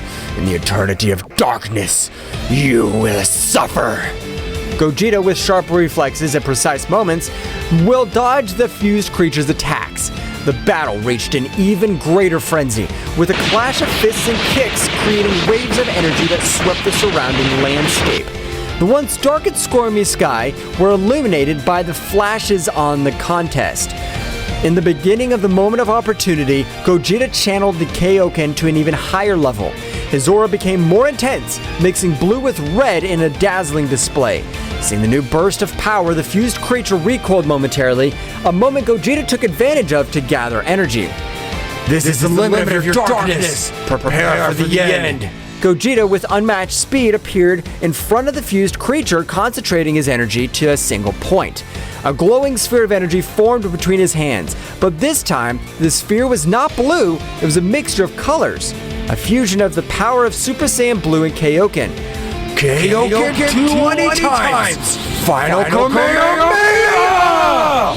The now larger, more powerful energy sphere hurled with impressive speed towards the fused creature. The resulting explosion illuminated the entire horizon, causing the mountains and valleys to be enveloped in a dazzling glow. When the light faded, the fused creature lay defeated on the ground, its dark aura completely dissipated. Gogeta, with his Super Saiyan Blue form and Kaioken still activated, watched cautiously.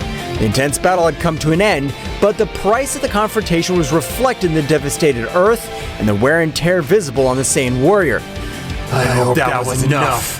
This universe can't take any more of this destruction. With a flash, Gogeta deactivated the Kaioken and returned to his base form.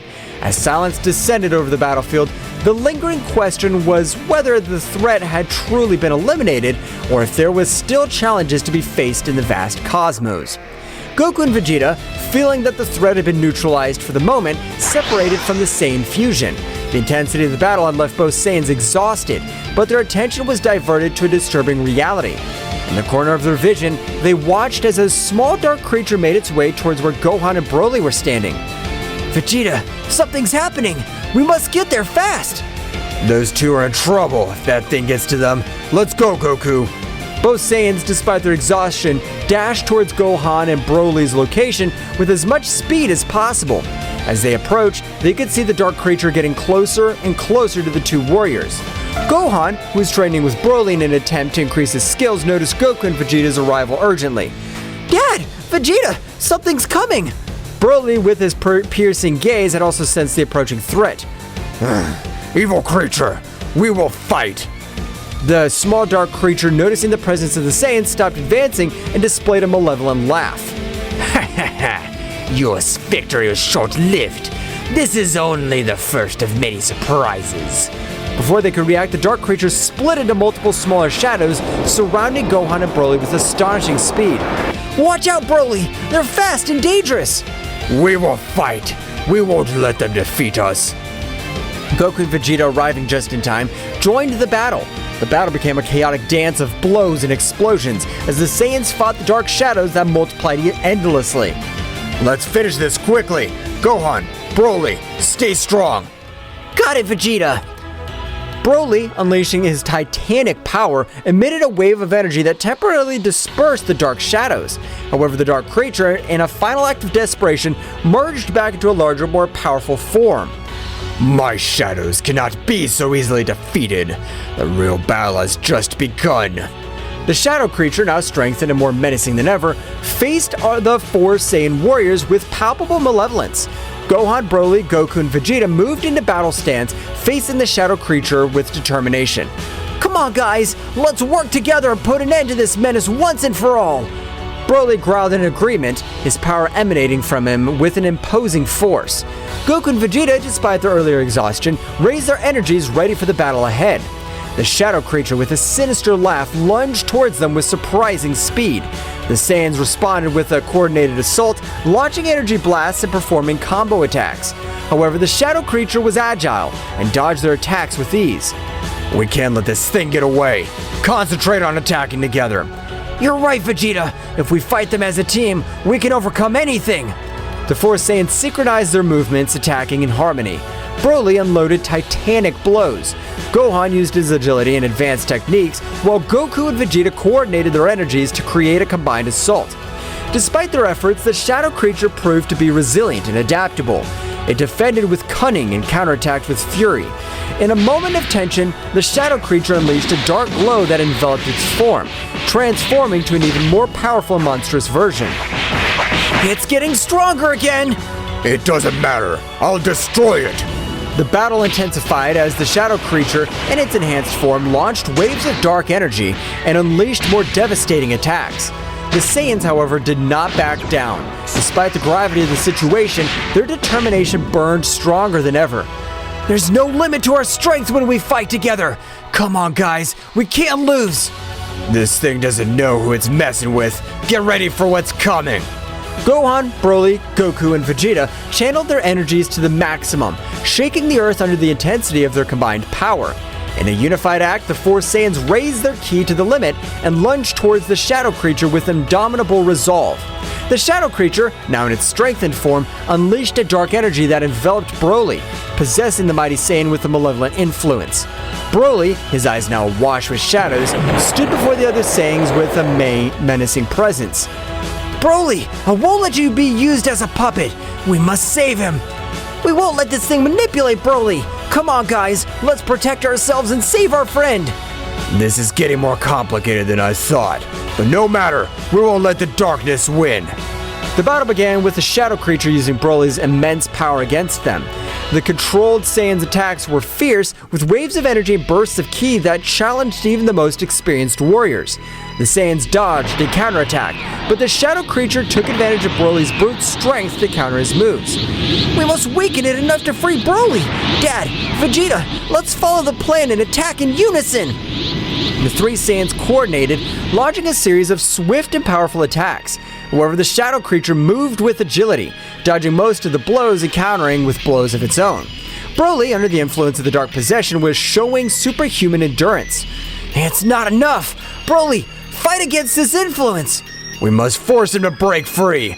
We're gonna give it our all.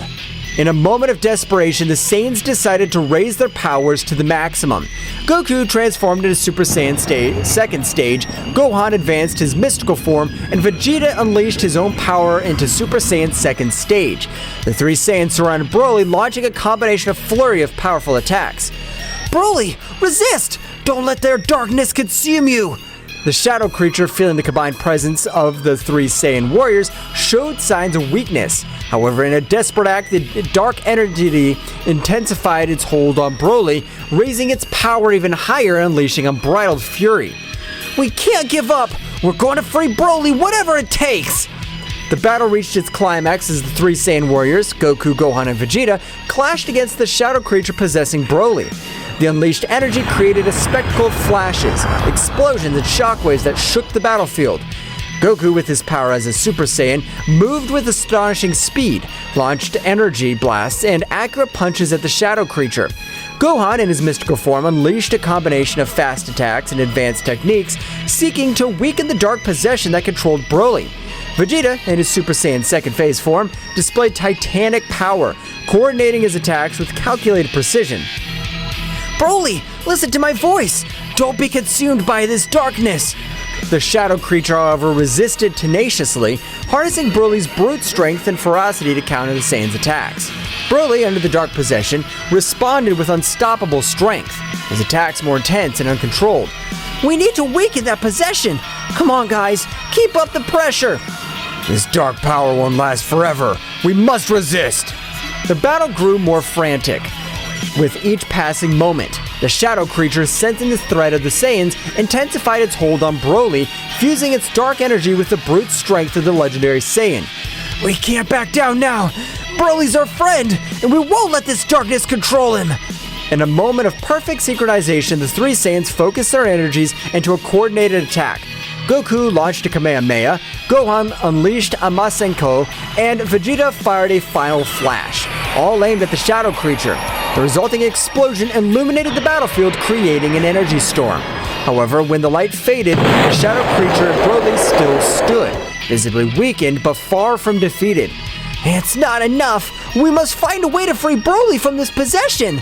At that moment, the shadow creature, taking advantage of the Saiyans' momentary weakness, launched a surprise attack, sending Goku and Gohan to the ground. Vegeta, with his rage in his eyes, stood up determined. Enough's enough! We won't let this thing continue to manipulate Broly.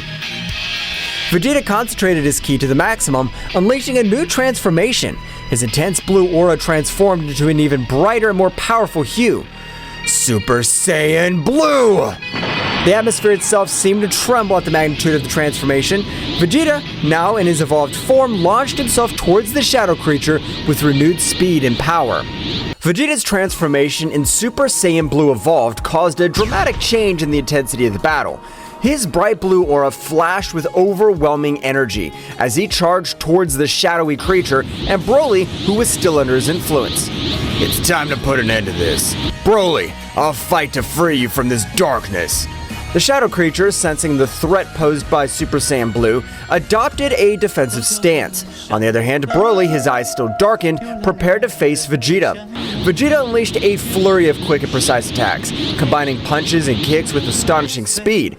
Each move was charged with the strength of the new form, and the shadow creature was forced to retreat in the face of Vegeta's fury. Broly, regain control. I'll not allow this darkness to consume you. Broly, under the influence of the Dark Possession, responded with impressive stamina. His attacks were brutal and uncontrolled, but Vegeta moved with a dexterity that defied expectations. I need to find an opening in this possession. In an act of bravery, Vegeta launched himself directly towards Broly. Their fists collided forcefully, and Vegeta, using all his skill, made precise strikes that temporarily weakened the dark influence. Broly, fight this! You're stronger than this darkness! The shadowy creature, seeing Vegeta's resistance, increased his energy and fused even more with Broly. Now the dark influence was more entrenched than ever, and Broly unleashed an explosion of wild power. You can't stop me, Saiyan Prince! Vegeta, not backing down, continued to engage Broly. The battle reached new heights as both warriors unleashed their most powerful attacks. Vegeta launched a Big Bang attack while Broly responded with a gigantic charge of dark energy. The collision of energies generated a huge explosion that blanketed the area. After the dust settled, Vegeta lay on the ground, clearly exhausted but not giving up. I can't lose. My determination's stronger than your darkness. The battle between Vegeta and Broly, who was possessed by the shadow creature, reached a critical point. The overflowing energy of the confrontation was spreading across the battlefield, distorting the air and creating palpable tension. At that crucial moment, Goku found himself regaining consciousness, stood up, and immediately went to Saiyan Prince's side. Vegeta, let's go! Let's give it all we've got! Goku's transformation into Super Saiyan Phase 2 and joined the fray. The shadow creature, seeing the arrival of another Saiyan warrior, prepared to face the new threat. Kakarot, you're just in time. This thing has gotten stronger with Broly. We'll face it together! Broly, we won't let this darkness control you! The three Saiyans stood in formation, ready to deal with the shadow creature fused with Broly. The intensity of the conflict increased even more, with flashes of energy and clashes of fists echoing throughout the battlefield. Come on, Kakarot, let's attack in unison and free Broly. I got it, Vegeta! Together, we'll free him! The Saiyans coordinated their attacks, launching a combined blast towards the shadow creature. Despite their efforts, Broly's dark possession was still resisting, fueled by the brute strength of the legendary Saiyan. Broly, under the influence of the shadow creature, unleashed an uncontrolled fury. His attacks were unpredictable and devastating, putting the Saiyans on the defensive.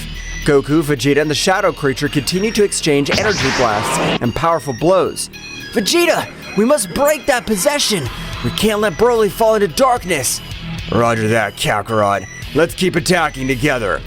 Amidst the chaos of the battlefield, the fiery aura of the Saiyans lit up the sky, a visual manifestation of their mammoth power. Goku and Vegeta, feeling the weight of the battle, decided to take it a step further. They joined their energies in a symphony of power, a final bid to tear apart the shadows enveloping the evil presence. The shadow creature on the brink of the abyss responded with desperation. It raised its own power, and the darkness churned with intensity as it struggled to resist the combined onslaught of the Saiyans. The clash of energies created a cataclysm of flashes and booms, shaking the battlefield to its core. At that critical moment, the energy explosion was unleashed with dazzling magnificence. The earth shook, and the shockwaves swept across the landscape, leaving behind a trail of destruction. Goku, Vegeta, and Broly, enveloped in the blanket of the explosion, were momentarily eclipsed by the blinding light and dancing shadow. When the shimmering luminosity faded, the Saiyans found themselves faced with a new scenario. On the ground lay Broly, his figure shrouded in a residual haze of the contest. The dark aura that had consumed him had finally dissipated. Stillness reigned on the battlefield. As the warriors approached with worried looks, the formidable warrior who now resisted, his power darkened, finally silenced. We did it, Vegeta! Broly's free! Yes, but this shadow creature's still a problem. We can't let our guard down. Vegeta nodded grimly as they watched Broly, who lay on the ground, slowly recovering from the intense battle. However, at that moment of apparent calm, the shadow creature, cunning and unnoticed, had left Broly's possession to seek a new host. The dark entity swiftly swept into the shadows, unnoticed by the Saiyans, who still assessing their companion's condition. Silently, the shadow creature crept towards Gohan, who had been watching the battle from a distance. Gohan, oblivious to the threat looming over him, felt a shiver run down his spine just as the shadow creature enveloped him with its dark presence. A momentary flash of its eyes indicated that something was terribly wrong. At that instant, Gohan, with a sudden alteration in his expression, went on guard without warning. His gaze, now posed by the shadow creature, glowed with a malevolence that contrasted with his gentle nature. Goku, noticing the sudden tension, turned towards Gohan, but before he could react, Gohan, under the influence of the shadow creature, moved with supernatural speed. The confrontation with Broly had left the Saiyans exhausted, and the shadow creature, seizing the opportunity, vanished into the darkness along with Gohan. Vegeta, realizing the situation, gritted his teeth in fury. The threat persisted, and now Gohan, a valuable ally, was in the hands of the shadows. Goku and Vegeta, despite their exhaustion, prepared for a new confrontation, aware that the battle had not yet come to an end. The tension in the air was palpable, as Goku and Vegeta, still worried about Broly, with determination, turned towards the place where the dark entity had vanished. Damn it, where'd that thing go? I don't know, Vegeta, but we must find it before it hurts Gohan. The two Saiyans, quick as the wind, rushed towards where Gohan had been standing, their senses alert. The shadow creature, now inside Gohan, emerged from the shadows with a sinister laugh. Looks like they're not as cunning as they thought. Now I have a new toy for my plans. Get out of Gohan, you damn creature. I'll not allow you to possess my son! Ha! You think you could stop me? My power possesses even more of your combined forces. Do not underestimate the Saiyans. We have overcome greater challenges than you. Leave Gohan and face your fate, creature. You'll not be victorious. The shadow creature, now in control of Gohan, smiled malevolently before responding. We'll see how long you can resist. Gohan is now an instrument of my will. The shadow creature possessing Gohan unleashed a burst of dark energy that distorted the surrounding space. Goku and Vegeta suddenly found themselves during a chaotic confrontation, with Gohan now transformed into an instrument of the malevolent entity. The waves of energy radiating from Gohan's possessed figure created an ominous aura that filled the battlefield, defying the Saiyans' endurance and determination. The Saiyans, in their Super Saiyan Blue form, prepared for the impending clash. The shadow creature, using Gohan's body, moved with supernatural agility, dodging the Saiyans' first attacks with grace and malice. Gohan, his eyes now filled with darkness, lunged at Goku with astonishing speed. Goku blocked Gohan's first few blows with difficulty, feeling the enhanced strength and speed of his new controlled son. The fight was intense, each move charged with power and ferocity. Meanwhile, Vegeta positioned himself strategically, assessing the situation, looking for an opening to attack. The shadow creature, through Gohan, unleashed a flurry of attack, which devastating blows that kept Goku on the defensive. However, Goku's ability to adapt quickly to the battle allowed him to counter the attacks and counterattack with his own overwhelming power. Vegeta, sensing an opportunity, lunged at the shadow creature from an unexpected angle. However, the dark entity had sharp reflexes and deflected Vegeta's attack with ease, throwing Gohan against Goku as a distraction. The shadow creature's strategy paid off, as it took advantage of the distraction to hit Vegeta with a beam of dark energy. Vegeta, although he resisted the impact, was momentarily weakened. The entity, now with a malevolent smile, turned to him. Damn it! This isn't over, shadow creature. Goku, reacting quickly, stepped between the shadow creature and Vegeta. Vegeta, hold on! We can't let this thing divide us! The shadow creature, enjoying the chaos it had sown, released a dark aura that enveloped both Saiyans. The dark energy sought to confuse and weaken their senses, however the Saiyans' instinctive connection to Ki enabled them to resist the dark influence. The battle raged in a frenzy of clashing colors and energies. Gohan, controlled by the shadow creature, moved with a mixture of speed and agility that defied the laws of physics. Goku and Vegeta, each focusing on their own battlefront, were trying to coordinate their attacks to free Gohan from the dark possession. Gohan, fight this darkness! You're stronger than this! Gohan, though showing flashes of resistance, was caught in an internal struggle between his will and the Shadow Creature's control. The battle grew more challenging. With each passing second, the Shadow Creature reveled in its ability to manipulate and corrupt one of Earth's mightiest warriors. Vegeta, recovering from the earlier onslaught, threw himself back into the fray. The Shadow Creature, however, anticipated his attack and gracefully dodged Vegeta's attempts to strike it. The Dark Entity counterattacked with a series of precise blows that forced Vegeta to retreat. Damn Shadow, don't underestimate the Prince of the Saiyans. Goku, seeing his partner's difficulty, raised his power to the maximum. Dazzling energy emanated from his Super Saiyan Blue form as he prepared for a concentrated attack. The Shadow Creature, noticing the glowing threat, diverted its attention to Goku. Vegeta, keep up the pressure. I'm gonna concentrate my energy to free Gohan. Vegeta nodded and increased his offensive, distracting the Shadow Creature as Goku concentrated his power. The fight reached a new level of intensity, with each move echoing across the vast battlefield. The energy collided, creating shockwaves that distorted reality itself. Goku, eyes glowing with determination, unleashed his most powerful attack. A sphere of glowing blue energy formed in his outstretched hands. Charged with the combined strength of the Saiyans, the spear grew in size and the power as Goku had held it in place. It's time to free Gohan! The Shadow Creature, realizing the threat, moved quickly to stop Goku's attack. Vegeta, taking advantage of the distraction, lunged with renewed fury, looking for an opening to attack. The battle reached its climax when Goku released the energy sphere, ascending it directly towards the Shadow Creature. The energy sphere burst into a dazzling flash, illuminating the battlefield with intense light. Shockwaves swept through the darkness as Goku's purifying energy sought to free Gohan from the Shadow Creature's possession.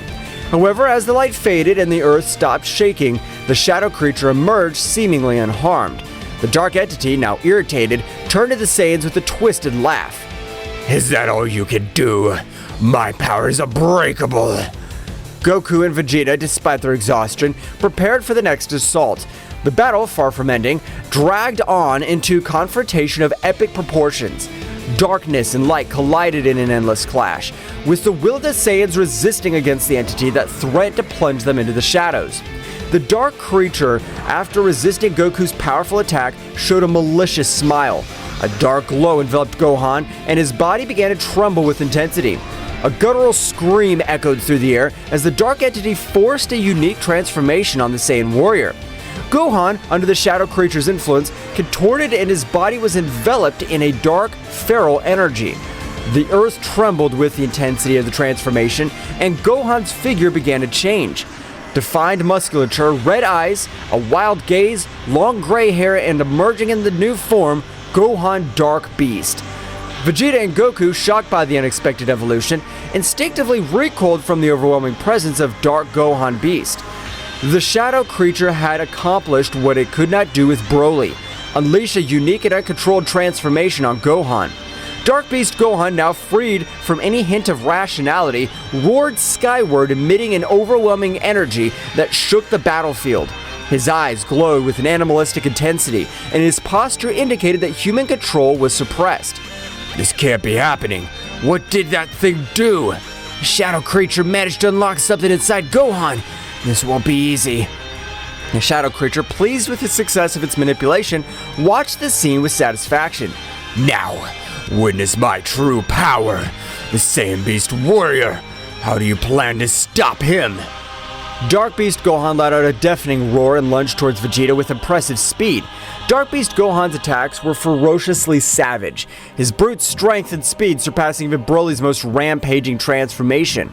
Vegeta, using his speed and agility, dodged Dark Beast Gohan's first attacks. However, the Saiyan Beast Warrior's ferocity was unpredictable, and Vegeta was forced to deploy all his skill to stay out of range of the devastating attacks. Goku, assessing the situation, transformed into Super Saiyan Blue and rushed to Vegeta's aid. The two Saiyans fought in tactical coordination, looking to open an opportunity to counter Gohan's savage new form. The battle became a whirlwind of energy, with explosions and crashes echoing across the battlefield. The Shadow Creature in the shadows continued to manipulate and fuel Dark Beast Gohan's fury. The Saiyan strategy was becoming more and more challenging as Dark Beast Gohan seemed to be one step ahead, anticipating their moves. Damn it! Gohan Beast is too unpredictable. We must find a way to free Gohan from this transformation. We can't let the Shadow control his true power. As the Saiyans faced Gohan Beast's fury, the Shadow creature watched from the shadows, enjoying the chaos he had unleashed. The situation was becoming more critical with each passing moment, and the Saiyans' endurance was being tested in the face of Beast Gohan's uncontrollable fury. The battle raged on in a titanic struggle between light and darkness, with the hope of freeing Gohan from the influence of the Shadow creature hanging in delicate balance. The Saiyans, determined to overcome this challenge, faced an enemy that had managed to unleash an even greater internal threat than before. While the intense battle raged on the battlefield, Piccolo, the Namekian sage, was immersed in his mental training somewhere secluded. His concentration was so deep that he could feel an abrupt shift in ki, a disturbance that reverberated through space and time. A shiver ran down his back, indicating the gravity of the situation. Something's not right. The Namekian instantly stood up, his cloak billowing as he focused on the direction of the glowing chaos. The power he felt was not just brute force. It was an amalgam of dark energies that seemed to defy the very essence of reality. Wasting no time, Piccolo prepared to approach this side of the conflict. Back on the battlefield, Goku and Vegeta fought valiantly against Dark Beast Gohan, who moved with uncontrollable ferocity under the influence of the Shadow creature. The Dark Entity, sensing Piccolo's arrival, smirked. Looks like we have a new guest. This just gets more interesting. Goku and Vegeta focused on Gohan Beast, noticing Piccolo's presence as he appeared on the battlefield with a serenity that contrasted with the surrounding chaos. What happened here? What have you done with Gohan? That shadow thing possessed Gohan and transformed it into a wild beast. We can't free Gohan this way. The Shadow creature manipulates his power in unimaginable ways. Dark Beast Gohan, noticing Piccolo's arrival, turned to him with wild eyes. The Shadow creature, enjoying the chaos, prepared for the next act of this heartbreaking play. Welcome, Piccolo. You're just in time to witness the inevitable downfall of these Saiyans. Don't underestimate the Saiyans or my determination. I'm here to free Gohan. The Namekian braced himself for the confrontation, deploying his ki with an intensity that made it clear he would not be a mere spectator in this battle. Dark Beast Gohan, fueled by the shadowy influence, roared and lunged towards Piccolo with a speed that defied all logic. The battle became even more chaotic with Piccolo's entrance. His movements were precise and calculated, contrasting with the wild ferocity of Dark Beast Gohan. Goku and Vegeta, aware of Piccolo's strategic skill, adjusted their approach to coordinate their attacks with the Namekian. Meanwhile, the Shadow creature watched the battle with a Machiavellian smile, enjoying the confrontation between the forces of light and shadow. The Dark Entity was determined to prove that its influence was insurmountable. The fight unfolded in a whirlwind of colliding energies, with Piccolo demonstrating his tactical and strategic prowess. Dark Beast Gohan, however, remained a formidable challenge, his erratic movements and uncontrolled strength testing the tenacity of the warriors on the battlefield. Goku, Vegeta, we need to plan to break the connection between Gohan and that Shadow creature. You're right, Piccolo. We need to attack from different fronts and destabilize that connection. I'll take care of keeping Beast Gohan busy. Kakarot, you use the connection you have with your son to try to isolate the Shadow creature. Goku and Vegeta, coordinating their efforts with Piccolo's strategic expertise, went on the assault. Piccolo used his wisdom to be able to devise a way to get Dark Beast Gohan out of said possession, while Vegeta unleashed his fury with calculated attacks to keep the beast at bay. As the battle continued, the Shadow creature began to feel the pressure of the combined strategy of the Saiyans and Piccolo. The connection between Gohan and the Dark Entity was under threat, and the Shadow creature, despite its confidence, was beginning to show signs of concern. The battle was far from over, but the warriors' resilience was growing stronger in the face of the adversity that loomed over them. As Piccolo continued his mental struggle to free Gohan from the Shadow creature's possession, his Namekian senses sharpened. Keen perception led him to identify a small shadow leech clinging to Dark Beast Gohan's lower neck, a detail that had not been evident in Broly's previous possession due to his long hair covering that region. That's it. The key in this little shadow leech on his neck. We must eliminate it to free Gohan. Piccolo's revelation attracted the attention of Vegeta and Goku on the physical battlefield. Vegeta, upon hearing this, turned his gaze to the back of Gohan Beast's dark neck and noticed the presence of the Shadow Leech. A Shadow Leech? That explains why we couldn't free Broly this way. How do we eliminate it without harming Gohan? As Piccolo struggled to maintain his mental connection, he analyzed this situation and came up with a strategy. If we attack the Shadow Leech directly, we might harm Gohan in the process. We need a precise way to eliminate it without endangering his life. So what's the plan, Piccolo? Goku, you've mastered Ultra Instinct, but you can only maintain it for a few seconds. We need to take advantage of those brief moments to distract Dark Beast Gohan and allow you to get close enough to destroy the Shadow Leech. Understood, Piccolo. I'll do my best. But how do we make sure Beast Gohan doesn't attack while Kakarot's approaching? That's the tricky part. We need to keep Gohan busy and distracted. Vegeta, your attacks must be precise and constant, keeping his attention on you. I will, but Kakarot, don't make me regret this. The battle resumed with renowned intensity. Vegeta went on the offensive, attacking Gohan Dark Beast with a series of swift and powerful blows.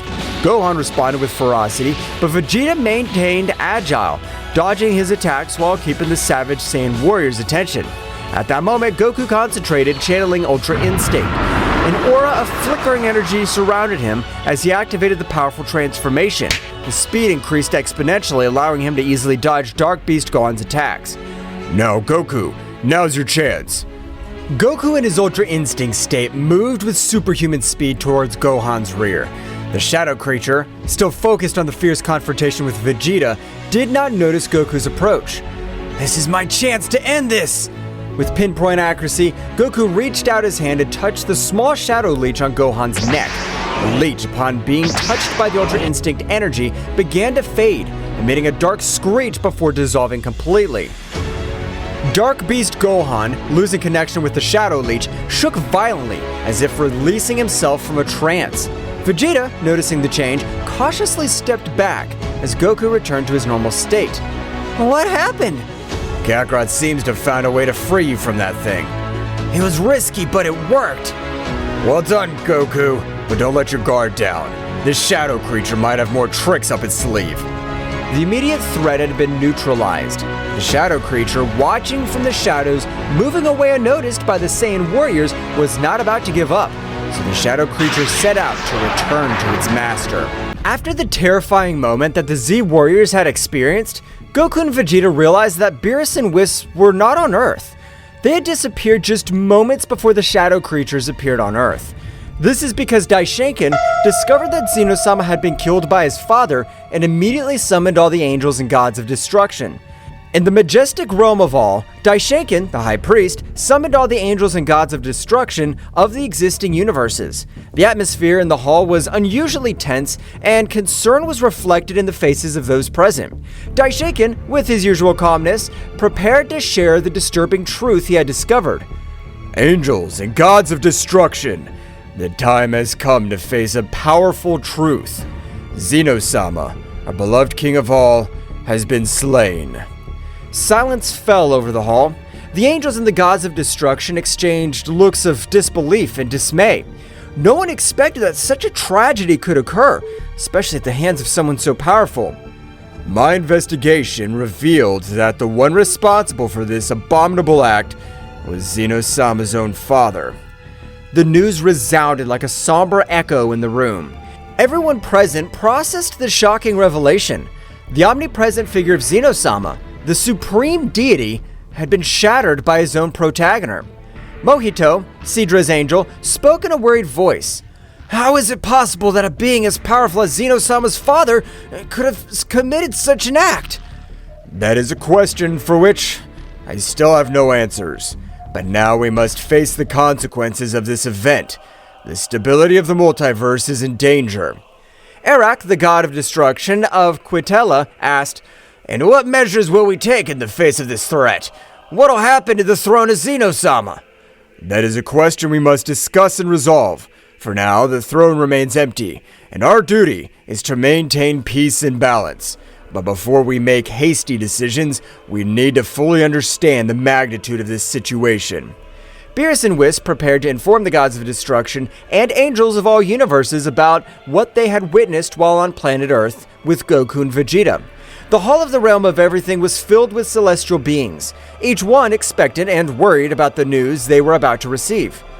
Attention everyone! We have crucial information to share about the events that have been unfolded. Before we are summoned here, the father of Zeno-sama appeared on all the planets of the multiverse. Surprise was reflected on the faces of those present. Murmurs and whispers filled the room, as the gods of destruction and angels exchanged looks of disbelief. His visit was not simply to report the death of Zeno-sama. He announced the holding of the tournament that would determine the survival of the planets in each universe. Additional rumors filled the room, creating a constant buzz of concern. The gods of destruction and angels wanted to understand the implications of such an announcement. He informed the rules of the tournament and the intentions behind such a competition, but it's necessary that we all work together to get answers and face this threat. It is time to join forces and overcome this crisis. The fate of our universes is at stake. As the gods and angels absorbed the gravity of the situation, in every corner of the Hall of the Realm of Everything, conversations and plans were brewing to confront the mysterious tournament that threatened to upset the balance of the multiverse. Uncertainty hung in the air, but the determination of the divine beings was determined to face the unknown that lay ahead. In the Hall of Everything, Daishinkan, the High Priest, sensed the imminent arrival of extremely powerful entities heading for the different planets of the multiverse. His face reflected seriousness as he prepared to inform all the angels and gods of destruction present of the coming threat. Gods and angels of destruction, the time has come to face a new and challenging threat. Entities of great power are headed towards the planets of our universes, and their goal seems to be a direct confrontation with the strongest warriors of each world. The expressions of those present became serious. Aware of the gravity of the situation, Daishinkan continued with determination. It's crucial that we move quickly to protect the strongest warriors of each planet, regardless of which universe they belong to. The threat we face does not respect universal boundaries, and we must act with unity to preserve the balance. Vados, the Angel of Champa, raised his hand. How do you plan for us to move, Daishinkan? We each have responsibilities in our universes. I understand the complexity of this situation, but the magnitude of this threat requires immediate action. I suggest that every angel and god of destruction move to the planets threatened by this unknown force. We must prevent the strongest warriors from being defeated before we can fully understand our enemies. Sounds like a sensible plan, Daishinkan. If we all work together, we can protect our warriors and gain more information about these powerful entities. Each angel and god of destruction nodded in agreement, accepting the need to act immediately. They moved quickly to the various planets, casting aside universal barriers in a joint effort to safeguard the multiverse. May the wisdom and power of each of you guide this effort. Let us not underestimate this new threat. Our duty is to protect the existence of our universes. With those words, the angels and gods of destruction dispersed, leaving the Hall of All in preparation to face a challenge that transcended universal boundaries and demanded the collaboration of all divine beings. Uncertainty hung in the air, but determination to preserve the balance of the multiverse guided the powerful beings in their joint mission. The angels and gods of destruction quickly teleported to the threatened planets, each determined to protect the strongest warriors on the various planets. In the blink of an eye, the skies lit up with flashes of divine energy as Awamo and Ewin, Cognac and Quintella, Matanu and Geen, Wissambiris, and the other angels and gods of destruction headed toward their assigned destinations.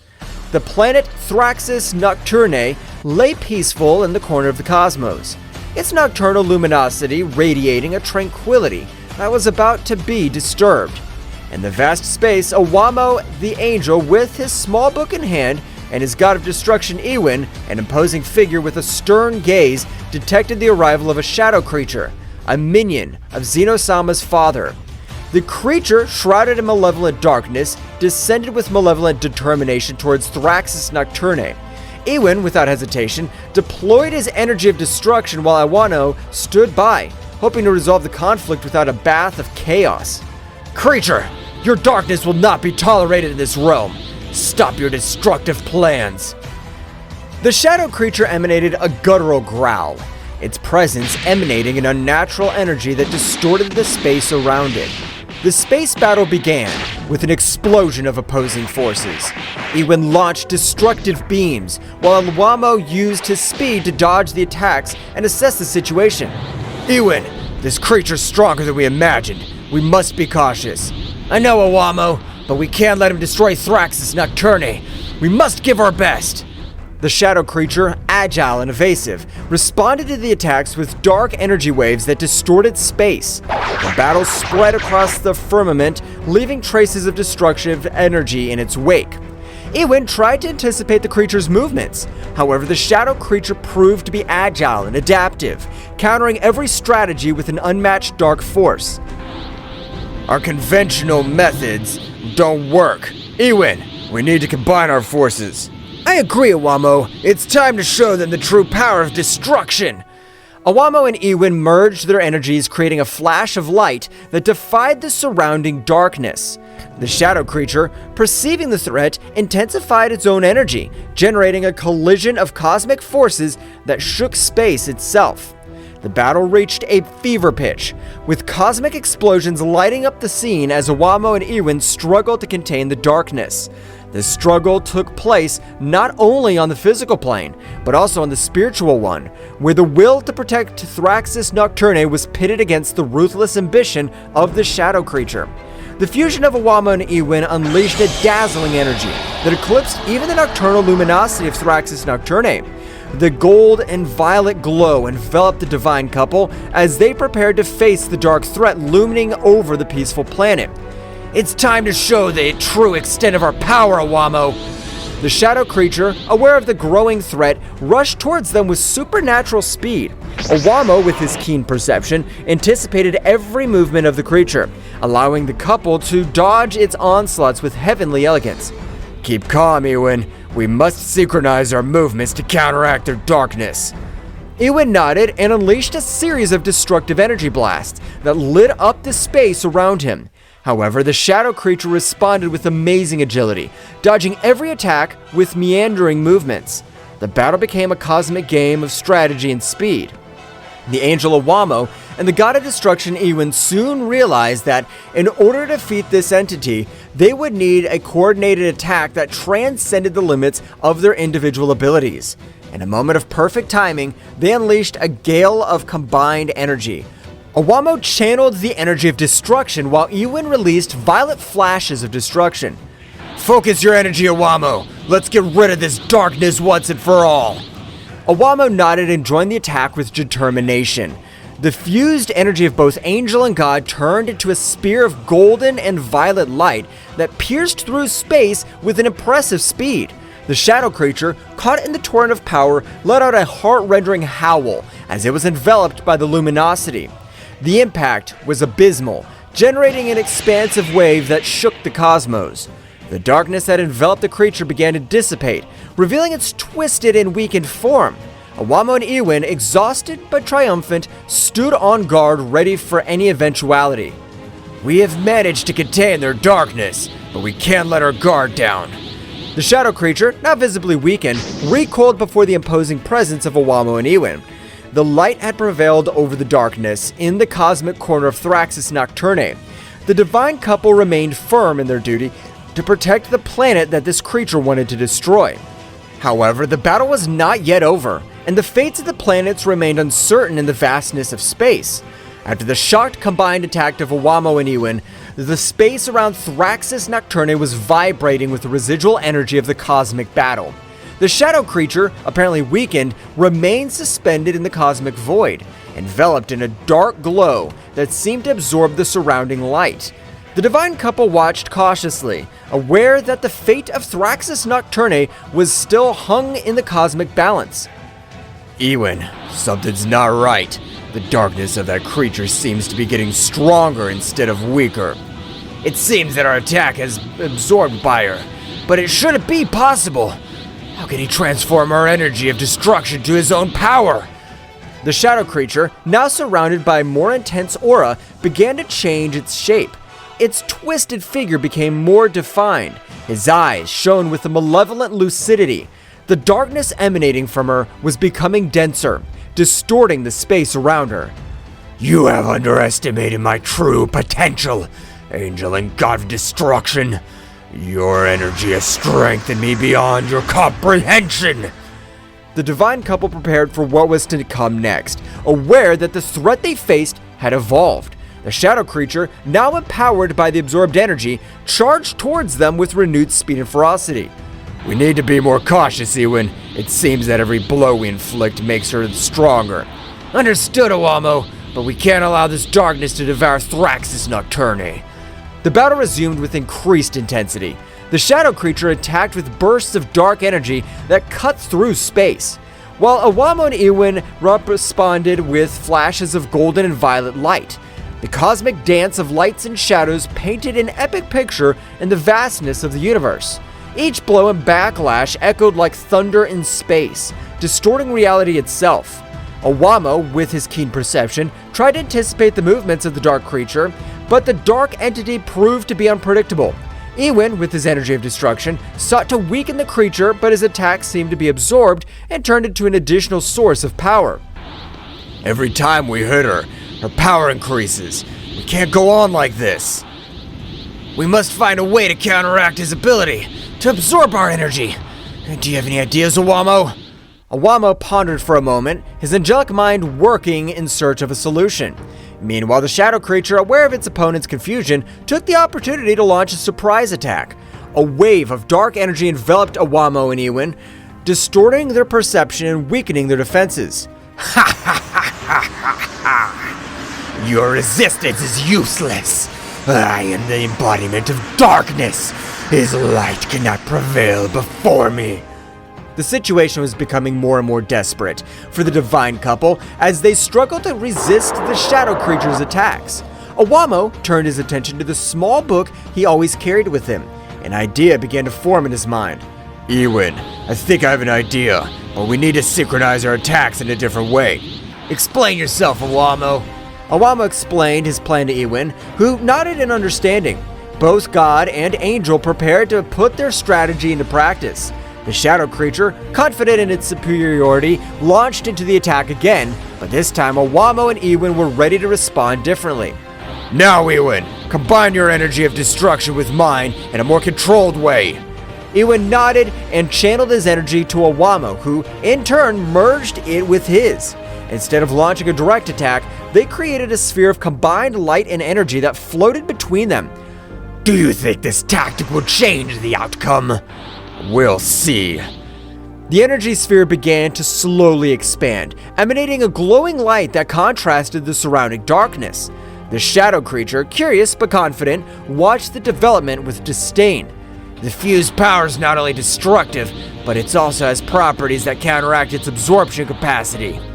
The combined energy sphere, now reaching its maximum expansion, released a wave of light and energy that enveloped the shadow creature. This time, instead of absorbing the power, the darkness that characterized her began to dissipate. What is this? My power should not be weakened. We create an energy that goes beyond destruction and creation, one that neutralizes the darkness that you're trying to absorb.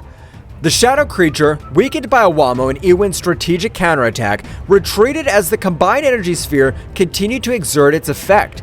The light emanating from the sphere began to purify the darkness surrounding the entity, revealing its original form before corruption. It seems our tactic's working, but we must make sure we contain it completely. We can't let our guard down. Let's continue with the strategy until the creature's completely neutralized. The space battle continued, but this time Owamo and Ewan had the upper hand. His sphere of combined energy continued to exert its purifying effect, dispelling the darkness that threatened Thraxis Nocturne.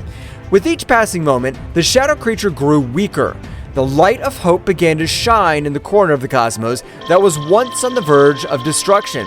The shadow creature, weakened by Owamo and Ewan's strategy, retreated into space, its distorted form twisting as the combined energy sphere continued to purify the darkness that enveloped it. In a desperate attempt to regain his strength, the shadow creature began to explore its surroundings, looking for an opportunity to turn the situation in his favor. My power is weakened here.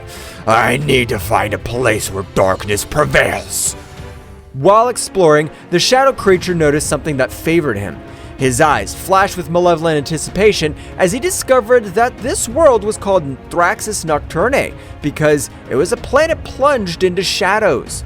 The dark entity smiled malevolently as he realized that this planet could provide the darkness needed to revitalize his power. Ha ha ha ha!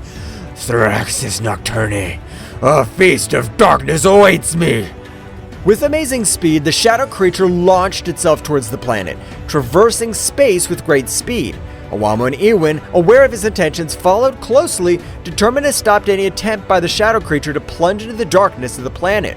As the creature approached Thraxis Nocturne, the darkness of the planet seemed to intensify, as if responding to its presence. The planet's nighttime atmosphere shone with a faint luminosity, offering a fascinating contrast to the surrounding stars. Ewin, we must prevent the creature from being filled with dark power. If she succeeds, it'll be even more difficult to stop her. Understood, Owamo. We'll not allow the darkness of this planet to fall into the hands of that entity. The shadow creature descended on Thraxis Nocturne with a terrifying impetus. As she approached, the darkness seemed to take her in, enveloping her with a gloomy welcome. The shadow creature began to absorb the darkness of the planet, its twisted form vibrating with a new energy as it filled with the essence of Thraxis Nocturne. Ha ha ha ha ha! Yes, this darkness will strengthen me. Nothing can stop me now. Owamo and Ewin, wasting no time, headed towards the shadow creature, determined to stop its advance before it became unstoppable. The battle in the shadows of Thraxis Nocturne was about to take a very drastic turn. We cannot allow this darkness to completely corrupt this creature. We must stop her before she becomes invincible. Your previous strategy was effective, Owamo. Let's keep working together to counter his power. Deep in the shadows of Thraxis Nocturne, the intense presence of the absorbing shadow creature did not go unnoticed by the most powerful warriors on the planet. Turles, Bardock, Raditz, Frieza, and his brother Cooler felt the darkness increasing around them and, with a mixture of amazement and concern, headed toward the epicenter of the threat. Something's not right. The darkness in this place is getting denser. Whatever it is, we cannot let it threaten Thraxis Nocturne. Let's investigate. The warriors moved nimbly across the gloomy terrain, advancing towards the source of the darkness. As they got closer, the atmosphere became heavier, as if the shadow itself wanted to resist their advance. The darkness is different. I feel a strange pressure. I'm not afraid of the dark, but this is unusual. Cooler, stay alert. Understood, Frieza. Let's find out what's going on. Suddenly, a wave of dark energy erupted before them, revealing the shadow creature that was absorbing the darkness of the planet. His twisted figure and malevolent aura were as evident as the threat he posed to Thraxis Nocturne. Warriors of this planet, his darkness feeds me. Soon I will be unstoppable.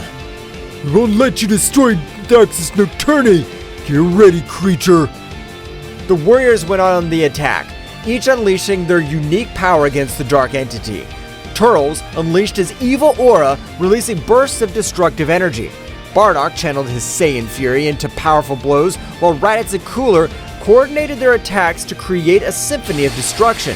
Frieza intensifying the struggle. This creature doesn't know who he's up against. Your resistance is useless. Each blow only increases my power. The shadow creature, powered by the darkness of Thraxis Nocturne, absorbed attacks with defiant ease. Each impact seemed to strengthen rather than weaken it, plunging the warriors into the disturbing reality that they were facing an enemy that fed on its own darkness. It's not working. He's getting stronger and stronger. We need to change our strategy. We can't let it absorb all the darkness on the planet. While the warriors struggled to find an effective strategy, the shadow creature, with its distorted laughter, continued to absorb the darkness, becoming more and more powerful. The Battle of Thraxis Nocturne's survival was at its most critical, and the warriors knew that they had to find a solution before the dark entity became invincible. The dark aura released by the shadow creature enveloped the warriors of Thraxis Nocturne, gradually weakening them. The warriors struggled to stay on their feet as the entity's malevolent energy infiltrated their bodies, obscuring their vital forces. This is it. Too much. I can't let that defeat us like this. The warriors, despite their bravery, were overcome by the darkness emanating from the aura of the shadow creature. At that critical moment, when hope seemed to be fading, a heavenly light pierced the shadows. Owamo and Ewin, the angels charged with protecting Thraxus Nocturne, arrived on the battlefield. The darkness emanating from this creature is breathtaking. We cannot allow it to take over this planet. Time to show these warriors how to fight true darkness. The angel spread his wings, and together with the god of destruction, they advanced towards the shadow creature, his presence radiating a luminosity that defied the malevolent nature of the dark aura. As it approached, the dark entities sensed the arrival of divine beings and turned to face the new threat. More insignificant beings. His light will be devoured by my darkness. Don't underestimate the power of light. Darkness cannot resist the true essence of creation. Owamo extended his hand, and a purifying light enveloped the battlefield, counteracting the dark effect of the creature's aura. Ewin, on the other hand, deployed the energy of destruction, creating a perfect balance between light and darkness. The shadow creature, for the first time, felt the pressure of forces that it could not easily absorb or resist. The conflict took a turn, and the battle became more intense as the angel and god of destruction faced the dark entity with the unique combination of light and destruction. The real struggle starts now. We'll protect Thraxus Nocturne from the darkness you represent. The fight between the angels and the shadow creature reached impressive levels, with bursts of energy illuminating the dark planet of Thraxus Nocturne. Meanwhile, the warriors, freed from the debilitating effects of the dark aura, watched the fight, hoping that their planet would not be destroyed. In the dark skies of Thraxus Nocturne, the stage was transformed into a cosmic battlefield, where divine light and malevolent darkness collided in an epic confrontation. Owamo and Ewin, the guardians of this planet, displayed their celestial power with a grace and precision that defied description. The glow of the purifying light emanating from Ewin and Owamo spread across the space, illuminating the shadows that the shadow creature was trying to grasp. Ewin and Owamo's every move was a ballet of divine energy, as they gracefully dodged the dark attacks and countered with unstoppable force. Owamo's wings shone with a resplendent light, like stars in the night, as he invoked the very essence of creation to repel the dark forces rising up against him. By his side, Ewin radiated an imposing presence, with his penetrating gaze fixed on the creature as it defying the darkness itself. The shadow creature, on the other hand, was fighting with an impressive ferocity, trying to resist the overwhelming power of Ewin and Owamo. Their dark attacks were launched like ravenous shadows, seeking to consume the divine light that surrounded them. However, every attack was countered by the impenetrable force of Ewin and Owamo, who remained firm in their purpose to protect the planet. The clash between light and darkness created a symphony of cosmic energy, with flashes of light and bursts of energy illuminating the firmament. The light will always prevail over the darkness. Your power is formidable, but it cannot resist the purity of creation. You can't stop me. I'm the very embodiment of darkness. Darkness can be powerful, but the real strength lies in balance, and we represent that balance. Ewin and Owamo continued to deploy their energy with amazing precision, creating light barriers that repelled the attacks of the shadow creature. Every movement of Ewin and Owamo was imbued with a divine elegance and grace, while the creature struggled with a desperate ferocity. Our mission is to protect the harmony of the universe, and that includes protecting this planet from your darkness. You can't stop me. I'm inevitable. The shadow creature launched waves of dark energy, but Ewin and Owamo easily repelled them, maintaining an opposing presence in the midst of battle. Every blow of Ewin and Owamo resonated with the force of creation, while the creature struggled more and more desperately. The darkness can be a challenge, but our determination's unwavering. We'll not let you destroy this planet. Your power may be formidable, but it cannot equal the eternal light of the universe. The battle continued with Ewin and Owamo and the shadow creature facing off in an epic clash between light and dark. In the midst of the struggle, Father Zeno, silently watched from his kingdom, perceived the magnitude of the conflict. With an imperceptible gesture, he decided to intervene, taking Iwin and Iwamo to a mental plane where they could confront the shadow creature in a terrain beyond the physical. In a flash of dazzling light, Iwamo and Iwin were transported to an ethereal realm, where the laws of the universe twisted and blurred. Where are we, Iwin? We have entered the realm of the mind, a place where reality is molded according to the will of the observer. Here the real battle be fought in the deepest corners of our being. While Iwamo and Iwin were transported to a mental plane by Father Zeno, the shadow creature continued its fierce assault against the warriors of Thraxis Nocturne.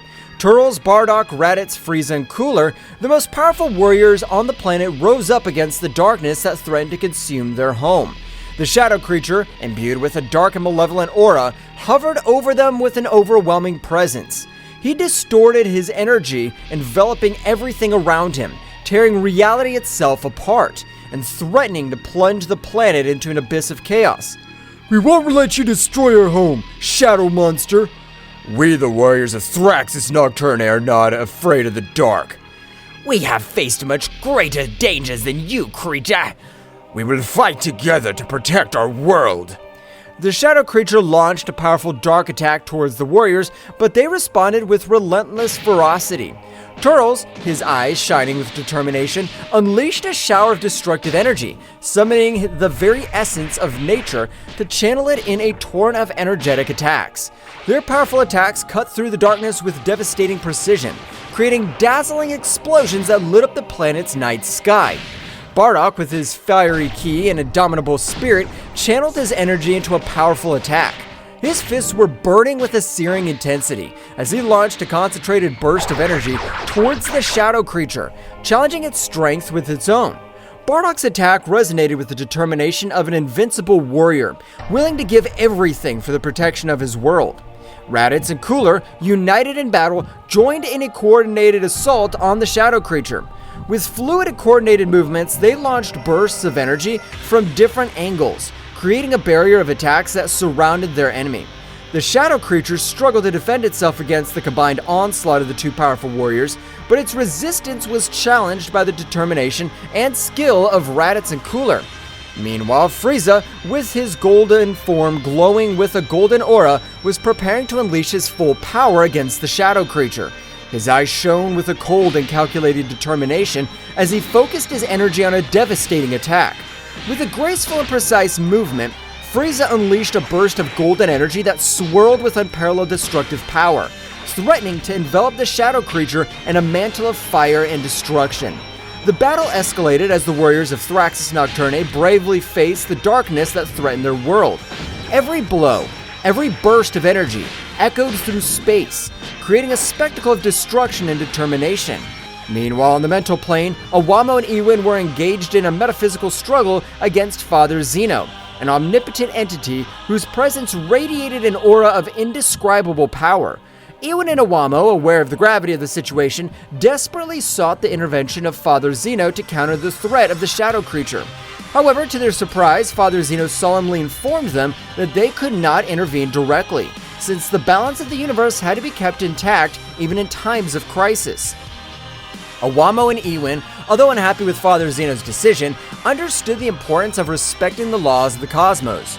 With determination, they plunged even deeper into the metaphysical struggle, using all their ingenuity and power to find a solution to the crisis unfolding in Thraxis Nocturne. As a confrontation on the mental plane reached its climax, Iwamo and Iwin found themselves face to face with the imposing Father Zeno. His figure radiated an indisputable authority, but also an aura of mystery that aroused restlessness in the Iwin and Iwamo. Iwamo, with his usual serenity, broke the tense silence that filled the ethereal space. "Father Zeno," he began in a firm but respectful tone, "could it be you that... Were you the one who sent the shadow creatures to destroy the planets?" Father Zeno, with an unflappable expression, nodded slowly. "I did it for the good of the universe," he replied calmly. Although his voice resonated with a power that shook Iwin and Iwamo, sometimes drastic measures must be taken to preserve the cosmic balance. Iwin, with a flash of indignation in his eyes, could not contain himself anymore. "But that doesn't justify the chaos and destruction you've unleashed!" he exclaimed. his voice echoing with unshakable determination. "There are other ways to restore balance without resorting to violence and darkness." Father Zeno observed the god of destruction and his angel with a penetrating gaze, as if he were evaluating their words and their posture. "Your compassion is admirable, but sometimes it's necessary to sacrifice a few pieces to save the entire board," he said in an enigmatic tone. Awamo and Ewan exchanged determined glances. Although they respected Father Zeno's authority, they knew that they had to follow their own principles and convictions. With courage, they prepared to challenge the omnipotent being in front of them, willing to fight for what they believed was right, even if it meant facing the divinity itself. The air on the mental plane was charged with tension, as Awamo and Ewan prepared to face Father Zeno. Their divine auras collided in a show of titanic forces, as Ewan and Awamo prepared to challenge the supreme being in front of them. Awamo, with his heavenly book in hand, looked at Father Zeno with determination. "Father Zeno, although we respect your authority, we cannot allow you to continue with this destruction," he stated firmly. "We'll fight for peace and balance in the universe, even if it means standing up to you." Father Zeno, with an impenetrable calm, nodded in recognition. "Your courage is admirable, but you will not be able to stop me," he replied calmly. "The fate of the universe is in my hands, and I'll do whatever it takes to preserve its balance." Without further words, the battle began with a burst of divine energy. Awamo unleashed his celestial power, summoning rays of light that he threw against Father Zeno, while Ewan threw waves of energy with determination. However, Father Zeno showed impressive resilience, deflecting every attack with surprising ease. The fight went on for what seemed like an eternity, with Ewan and Awamo and Father Zeno trading punches and counterpunches in a cosmic dance of power and skill. Every movement was imbued with a supernatural force, while the mental plane trembled under the intensity of his conflict. However, as time passed, Awamo and Ewan began to feel the weight of their opponent. Father Zeno's power was overwhelming, and every blow Ewan and Awamo received weakened them even more. Despite their bravery and determination, it seemed that they were fighting against an impossible-to-defeat force. Awamo, panting from the effort, looked at his companion with concern. "Ewan, we can't go on like this," he admitted sincerely. "Father Zeno's too powerful for us." Ewan, though exhausted, nodded determinedly. "I know, Awamo, but we can't give up," he replied firmly. "We must keep fighting, for Thraxus Nocturne, and for all beings in the universe." With a final effort, Ewan and Awamo gathered their forces to launch a final attack against Father Zeno. However, the Supreme Being easily overcame them, deflecting his power with a contemptuous gesture. Father Zeno looked at Ewan and Awamo with a mixture of admiration and regret. "They're brave, but their struggle has come to an end," he solemnly declared. "Accept your defeat and let fate take its course." With a resigned sigh, Awamo and Ewan surrendered to Father Zeno's overwhelming strength. Although they had fought with all their heart and soul, they knew that they could not defeat the Supreme Being in front of them. Father Zeno, with a compassionate look, looked at them benevolently. "Rest now, my brave creations," he said gently.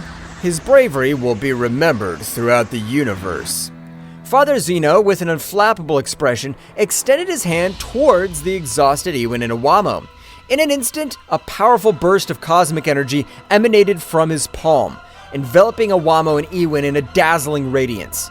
Ewan and Awamo screamed in agony as Father Zeno's energy enveloped them, feeling every fiber of their being torn apart under the relentless power of the Supreme Being. Their bodies, imbued with divine light, were slowly consumed in the maelstrom of energy, fading little by little into the ether of the cosmos. Awamo and Ewan fought with all their might to resist the cataclysm that engulfed them, but it was useless. The power of Father Zeno surpassed them in every respect, and they were soon reduced to mere shadows of their former glory. With the last gasp, Awamo and Ewan exploded, leaving body parts all over the mental space, dissipating into cosmic nothingness while their essence merged with the universe. At that precise moment, we return to the earthly plane, where the fierce battle between the most powerful warriors of Thraxus Nocturne and the shadow creature was reaching its climax. Bursts of energy and thunderous crashes echoed in the air, while Bardock, in the middle of the combat, glimpsed Awamo and Ewan, who were lying unconscious on the ground, enveloped in a halo of divine light. Surprise and dismay were reflected on the faces of the warriors, who momentarily stopped their frantic struggle upon realizing the situation. Bardock, his eyes wide open, watched in horror as Iwin and Awamo's bodies began to shake, emanating flashes of energy that increased in intensity with each passing second. A tense silence enveloped the battlefield as everyone watched the scene in disbelief. Suddenly, a heart-rending explosion echoed in the air, making the earth and sky tremble.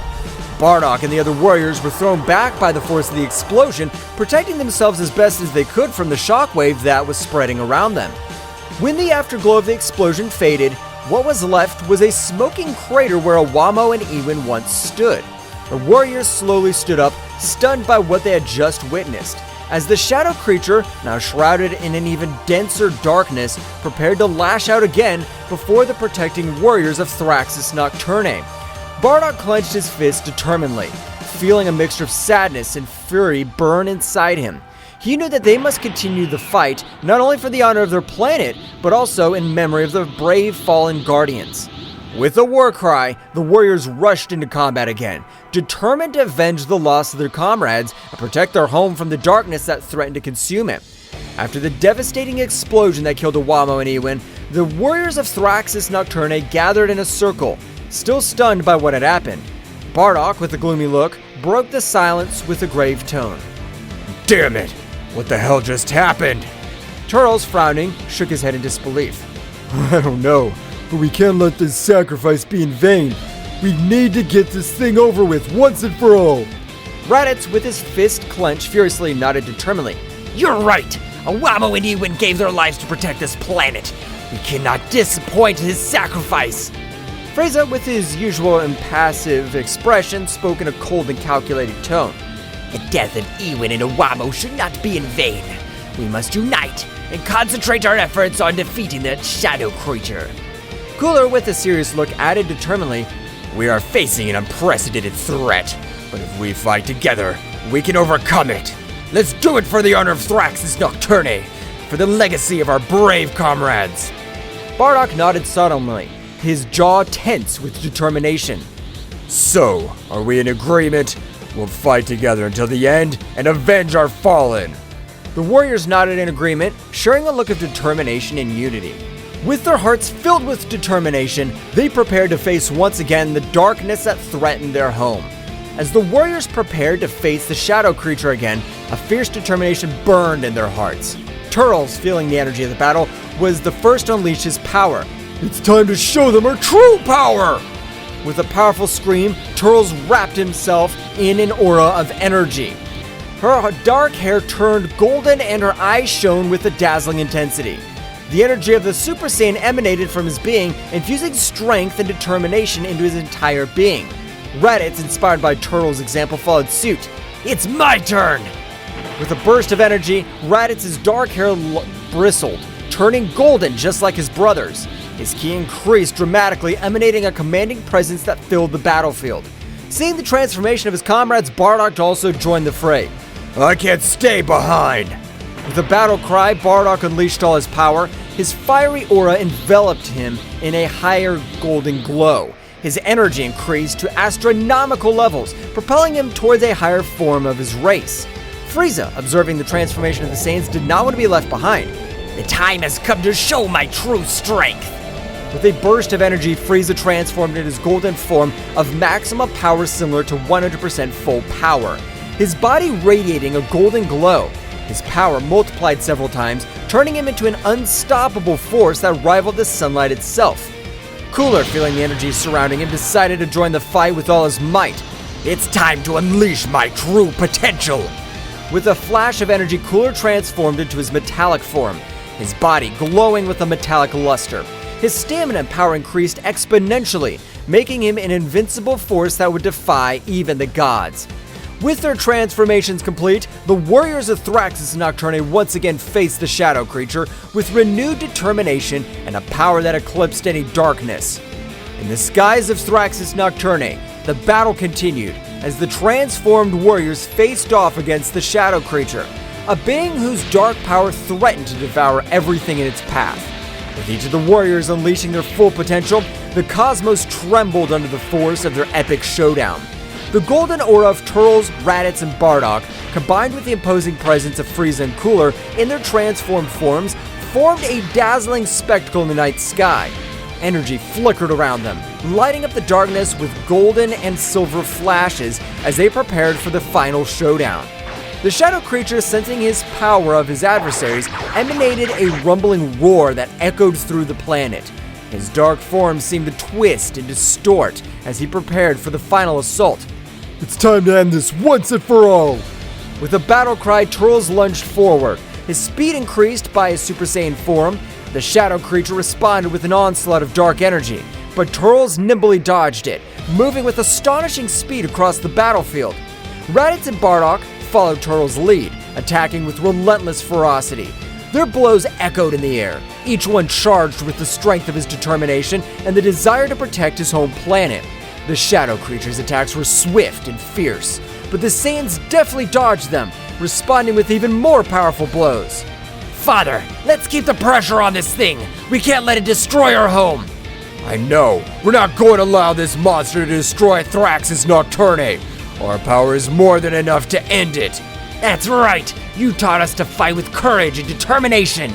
We'll not back down before this creature is destroyed. Take this! The shadow creature dodged Bardock's attack with agility, launching its counterattack with its sharp claws. Careful, Father. Don't worry about me. I'm more than ready for this. And take this too. Raditz's attacks hit the shadow creature hard, but it quickly recovered and counterattacked with a surge of dark energy. Damn, this thing's tougher than I thought. We can't give up now. Our planet depends on us. You're right. Let's show you what we're capable of. The two Saiyans launched into the air attack once more with renewed determination. Their blows echoed in the air, each one charged with the strength of his determination and the desire to protect his home planet. The shadow creature, although resistant, was overcome by the ferocity of the Saiyans. Turles, with his golden hair flowing behind him, launched a quick series of precise punches, each one carrying with it the power of his transformation into Super Saiyan. His movements were fluid and graceful, as if he were dancing around his enemy, dodging every attack with impressive agility. There's no escape for you, monster! Your darkness can't compete with the power of the Super Saiyan! With a battle cry, Turles lashed out at the shadow creature, striking with overwhelming force. Every blow resounded in the air, shaking the battlefield with its power. The shadow creature was fighting desperately, but its attack seemed weak compared to Turles' ferocity. Meanwhile, Raditz and Bardock were continuing their assault on the shadow creature. Their attacks were coordinated and precise, each complementing the other in a deadly dance of destruction. The shadow creature found itself increasingly cornered, unable to cope with the combined might of the Saiyans. Come on, Father. We know we can stop this thing. I know, Raditz. Let's keep pushing until there's nothing left of this creature. With renewed determination, the two Saiyans redoubled their efforts, launching a series of devastating attacks against the shadow creature. Each blow echoed in the air, carrying with it the weight of his determination and the desire to protect his home planet. Frieza and Cooler were watching the battle intently from a distance, their cold gazes evaluating every move of the Saiyans and the shadow creature. As the fight intensified, they noticed with increasing concern how the shadow creature began to gain more strength, releasing a dark energy that threatened to destabilize this situation. It seems that the things are getting more complicated than I expected. Yes, the shadow creature seems to be gaining ground. If we don't intervene soon, we could face an even more dangerous situation. With a cold determination, Frieza and Cooler exchanged a glance before heading towards the battlefield. His presence made itself felt immediately. His overbearing aura flooded the area as they prepared to face the shadow creature. Looks like we need to intervene before things get out of control. I agree. We cannot allow the shadow creature to wreak more havoc on our planet. With surprising speed, Frieza and Cooler launched into action, deploying all the power in an effort to contain the shadow creature. His attacks were precise and devastating, each blow carrying with it the weight of his determination and the desire to protect his home. However, the shadow creature was not going to be easily defeated. With a thunderous scream, he split into 4 separate beings, each one darker and more malevolent than the last. The earth trembled under their weight as they advanced towards the warriors, ready to unleash their fury on them. It seems that this creature has more tricks up its sleeve than we thought. It doesn't matter. We have our own tricks. Well, guys, this is all for today's chapter. I hope you liked it and it was to your liking. Now, don't forget to leave your powerful like, Supreme God level, comment, and subscribe. Now, without further ado, see you in a new video. Until next time.